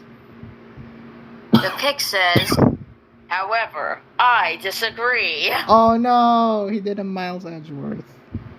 What? I'm kidding. I was quoting Chorus. Oh, never mind. How did I not? You really thought I was talking about Ace Attorney. Why did I not think of the husbando? Damn it. If I was gonna make an Ace Attorney reference there, I would have said the pick says objection. Oh. Well, how did I not pick my husbando? Damn it. Whoa, that's a confession. Oh crap, I refuse. Fine. Fine. Just pick Ferenia, man. Just pick Ferenia and move on. I already did. The pick picked Avarice. Okay, fine. Next up, we have SVOU, the other one, in Fable versus JJ. JJ. Yeah. I mean, no questions asked there. JJ to win. Wait, but what does the pick say? Oh no, don't object. The pick agrees. Yay! It's sensible now. It's sensible. So JJ to win. I picked JJ to win. Next up, SV Ubers. We got Layson versus Sky U. This one should be interesting. I like the moxie in both these guys, and their plays have been pretty dang good. Whenever they get to perform, they've always impressed me. This one should be fun. Who are you going with, PokeArt? I feel like Layson's good, but I feel like they're not always the most consistent. I mean, their team choices can be his team choices can be a bit weird sometimes, and sometimes that pays off, sometimes not. So personally, I think I'll go with the arguably more solid SV player. Yep, I'm going to agree. I think Skyu has generally been more impressive as of late than Layson. I like Skyu's performances a lot more. And despite Layson being good, not to discredit Layson, Layson's absolutely amazing at SV Ubers, but I think Skyu is a tier above. I feel like Layson's better at older gens of Ubers rather definitely, than SV, 100%. Yeah, I feel like Skyu's the better SV Ubers player. So yeah, we're picking Skyu. What's the pick say? The pick says Skyu. There you go. SVUU, a dark horse highlight match, if I do say so myself. Mimi Lucha versus Just Drew. Ooh. This one's a dark horse highlight. I expect greatness from both of these. Both players. Drew's been very consistent. Drew has been very consistent as a player. He's been doing very, very well for himself, netting a 4-1 record. Mimi Lucha, though, not so much. I know I was pretty... Oh, no, actually, no. 3-2. 3-2's not a bad record. What am I thinking? So, they both have good records? They both have good records. Mimi Lucha, unsurprisingly, but still, the fact that he's 3K is still mind-boggling to me. Yeah. I'm going to be the betting man here. I'm going to pick Mimi Lucha. Is that really a betting man pick? Well, I know people are going to pick Drew because he's more consistent, so... Actually, Yeah, but like, this is extremely even. I don't think anything you pick is gonna be a betting man pick here. okay, so Fragment says Drew, Starrell says Mimi Lucha, and Keshba says Drew. Okay, yeah. This. Okay, well, the catch predicts are pretty atrocious. So, Ouch. Alright, so who do you pick? oh, I already gave mine. I don't know.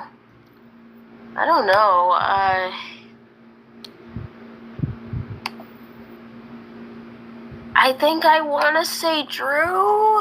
That's fair. Again, this could go either way.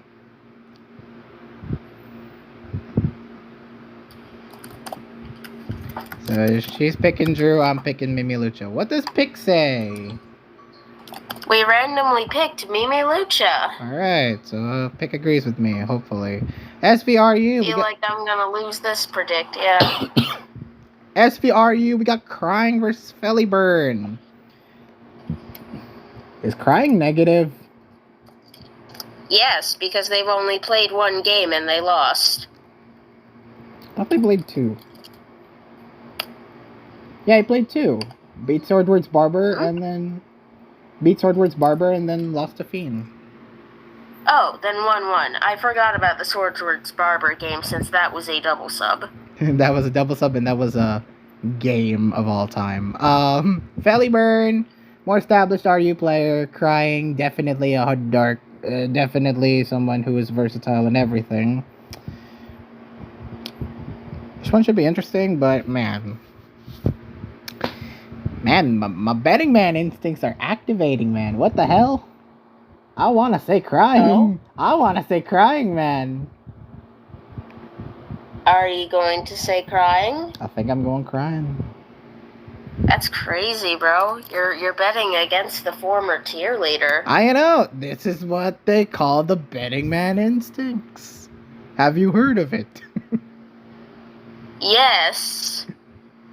I've been doing this with you for some years now. I would have to be stupid or extremely forgetful to have not heard of it by now. All right, betting man instincts say you're Crying. You're going for Fellyburn, which I won't discredit Felly. He like traditional RU main is traditional. We randomly picked Crying. Oh, see, Pick knows how to be a betting man too. SVNU as Skier Dude versus Actor Tex. Extremely even between these two, I'd say. I'm going Actor Tex. Actor Tex is currently 3-2, and what about Mr. Skier Dude? Oh, also 3-2. Man. Oh. Yeah, this one's extremely even. Like, both players have had even performances, and they're skill-wise, they're very even. Take a shot for every time I say even. And even though Skier Dude has been impressing, like, I'm going Actor Tex. I think Actor Tex finally has come into his own. Like, we randomly picked Skier Dude. ooh. Pick, I swear to God. Next up, SVPU, we got Druid versus Blood Ace. Sorry, Blood Ace. Like, you've had your time in the spotlight, but you're facing against another god in the Druid. Blood Ace is not doing too bad though. 2-1. 2-1 currently in PU. Not bad. Not bad at all. Yeah. But it's facing Druid, so I'm sorry. Druid to win.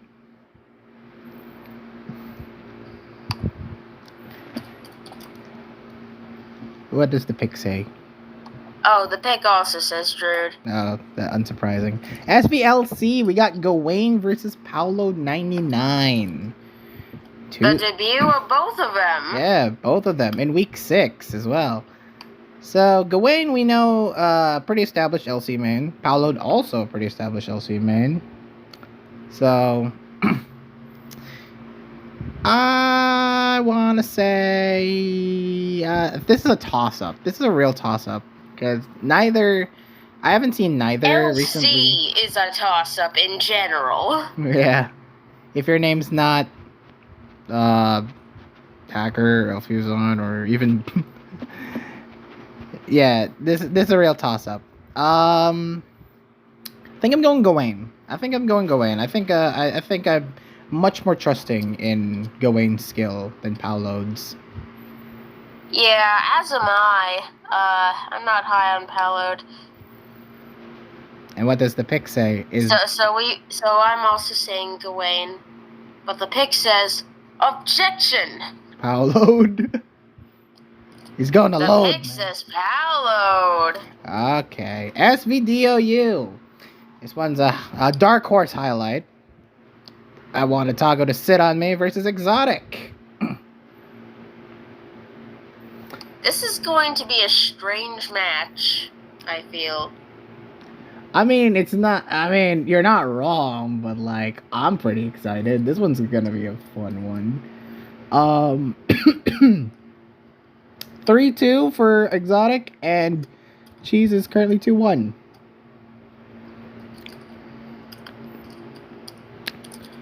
Who are you picking? I'm high on Cheese, but in a battle where odds are both of them are gonna use some whack stuff, I think I'm gonna go with Exotic. I feel like Cheese's usual strategy won't be effective here. Same opinions here. I think Cheese has done very well for himself in the past, and especially this year, he's been showing up and getting the work done. But Exotic has been hella impressive. Like, switching between OU and DOU is not an easy feat, and Exotic has been pulling off pretty seamlessly. So I think Exotic should. I think I'm gonna hedge my bets on Exotic as well. Besides, I know Cheese's strategies rely heavily on scouting, but I don't know if that will really work here because reasons. What does Pick say? The pick wants Otago to sit on it. Oh my gosh. Okay. And finally, SV Monotype, we got Mata versus Twinkie. You know, originally I was going with Twinkie, but after Mata's performance against ASIC last week, I'm convinced. I'm going Mata. Oh, I was already going Mata. And what does Pick say? The pick says, in the words of Chorus, however, I disagree. He's going for Twinkie Twinks. All right, that brings us. I felt like making a comment after you said that. God damn it! What a note to leave on. All right, I decided not to make a comment. All right, that brings us to the end of this long ass video. Thank you so much for watching. I'm gonna go crash now. Quite literally, you're going to crash like a meteor onto your bed. The Draco meter. Anyway, thank you all for watching. Please like this video, leave a comment, subscribe, so that my efforts in bringing you BLT content don't go to waste. And next week, we're finally wrapping up the round robin stages as week 7 approaches. We're finally getting to decide who will be the top 4 that will make playoffs. Aren't you excited? Yeah, I'm excited. I'm excited as well. And you should be too. So thank you all so much for watching. This has been McCoy, signing out. Farewell.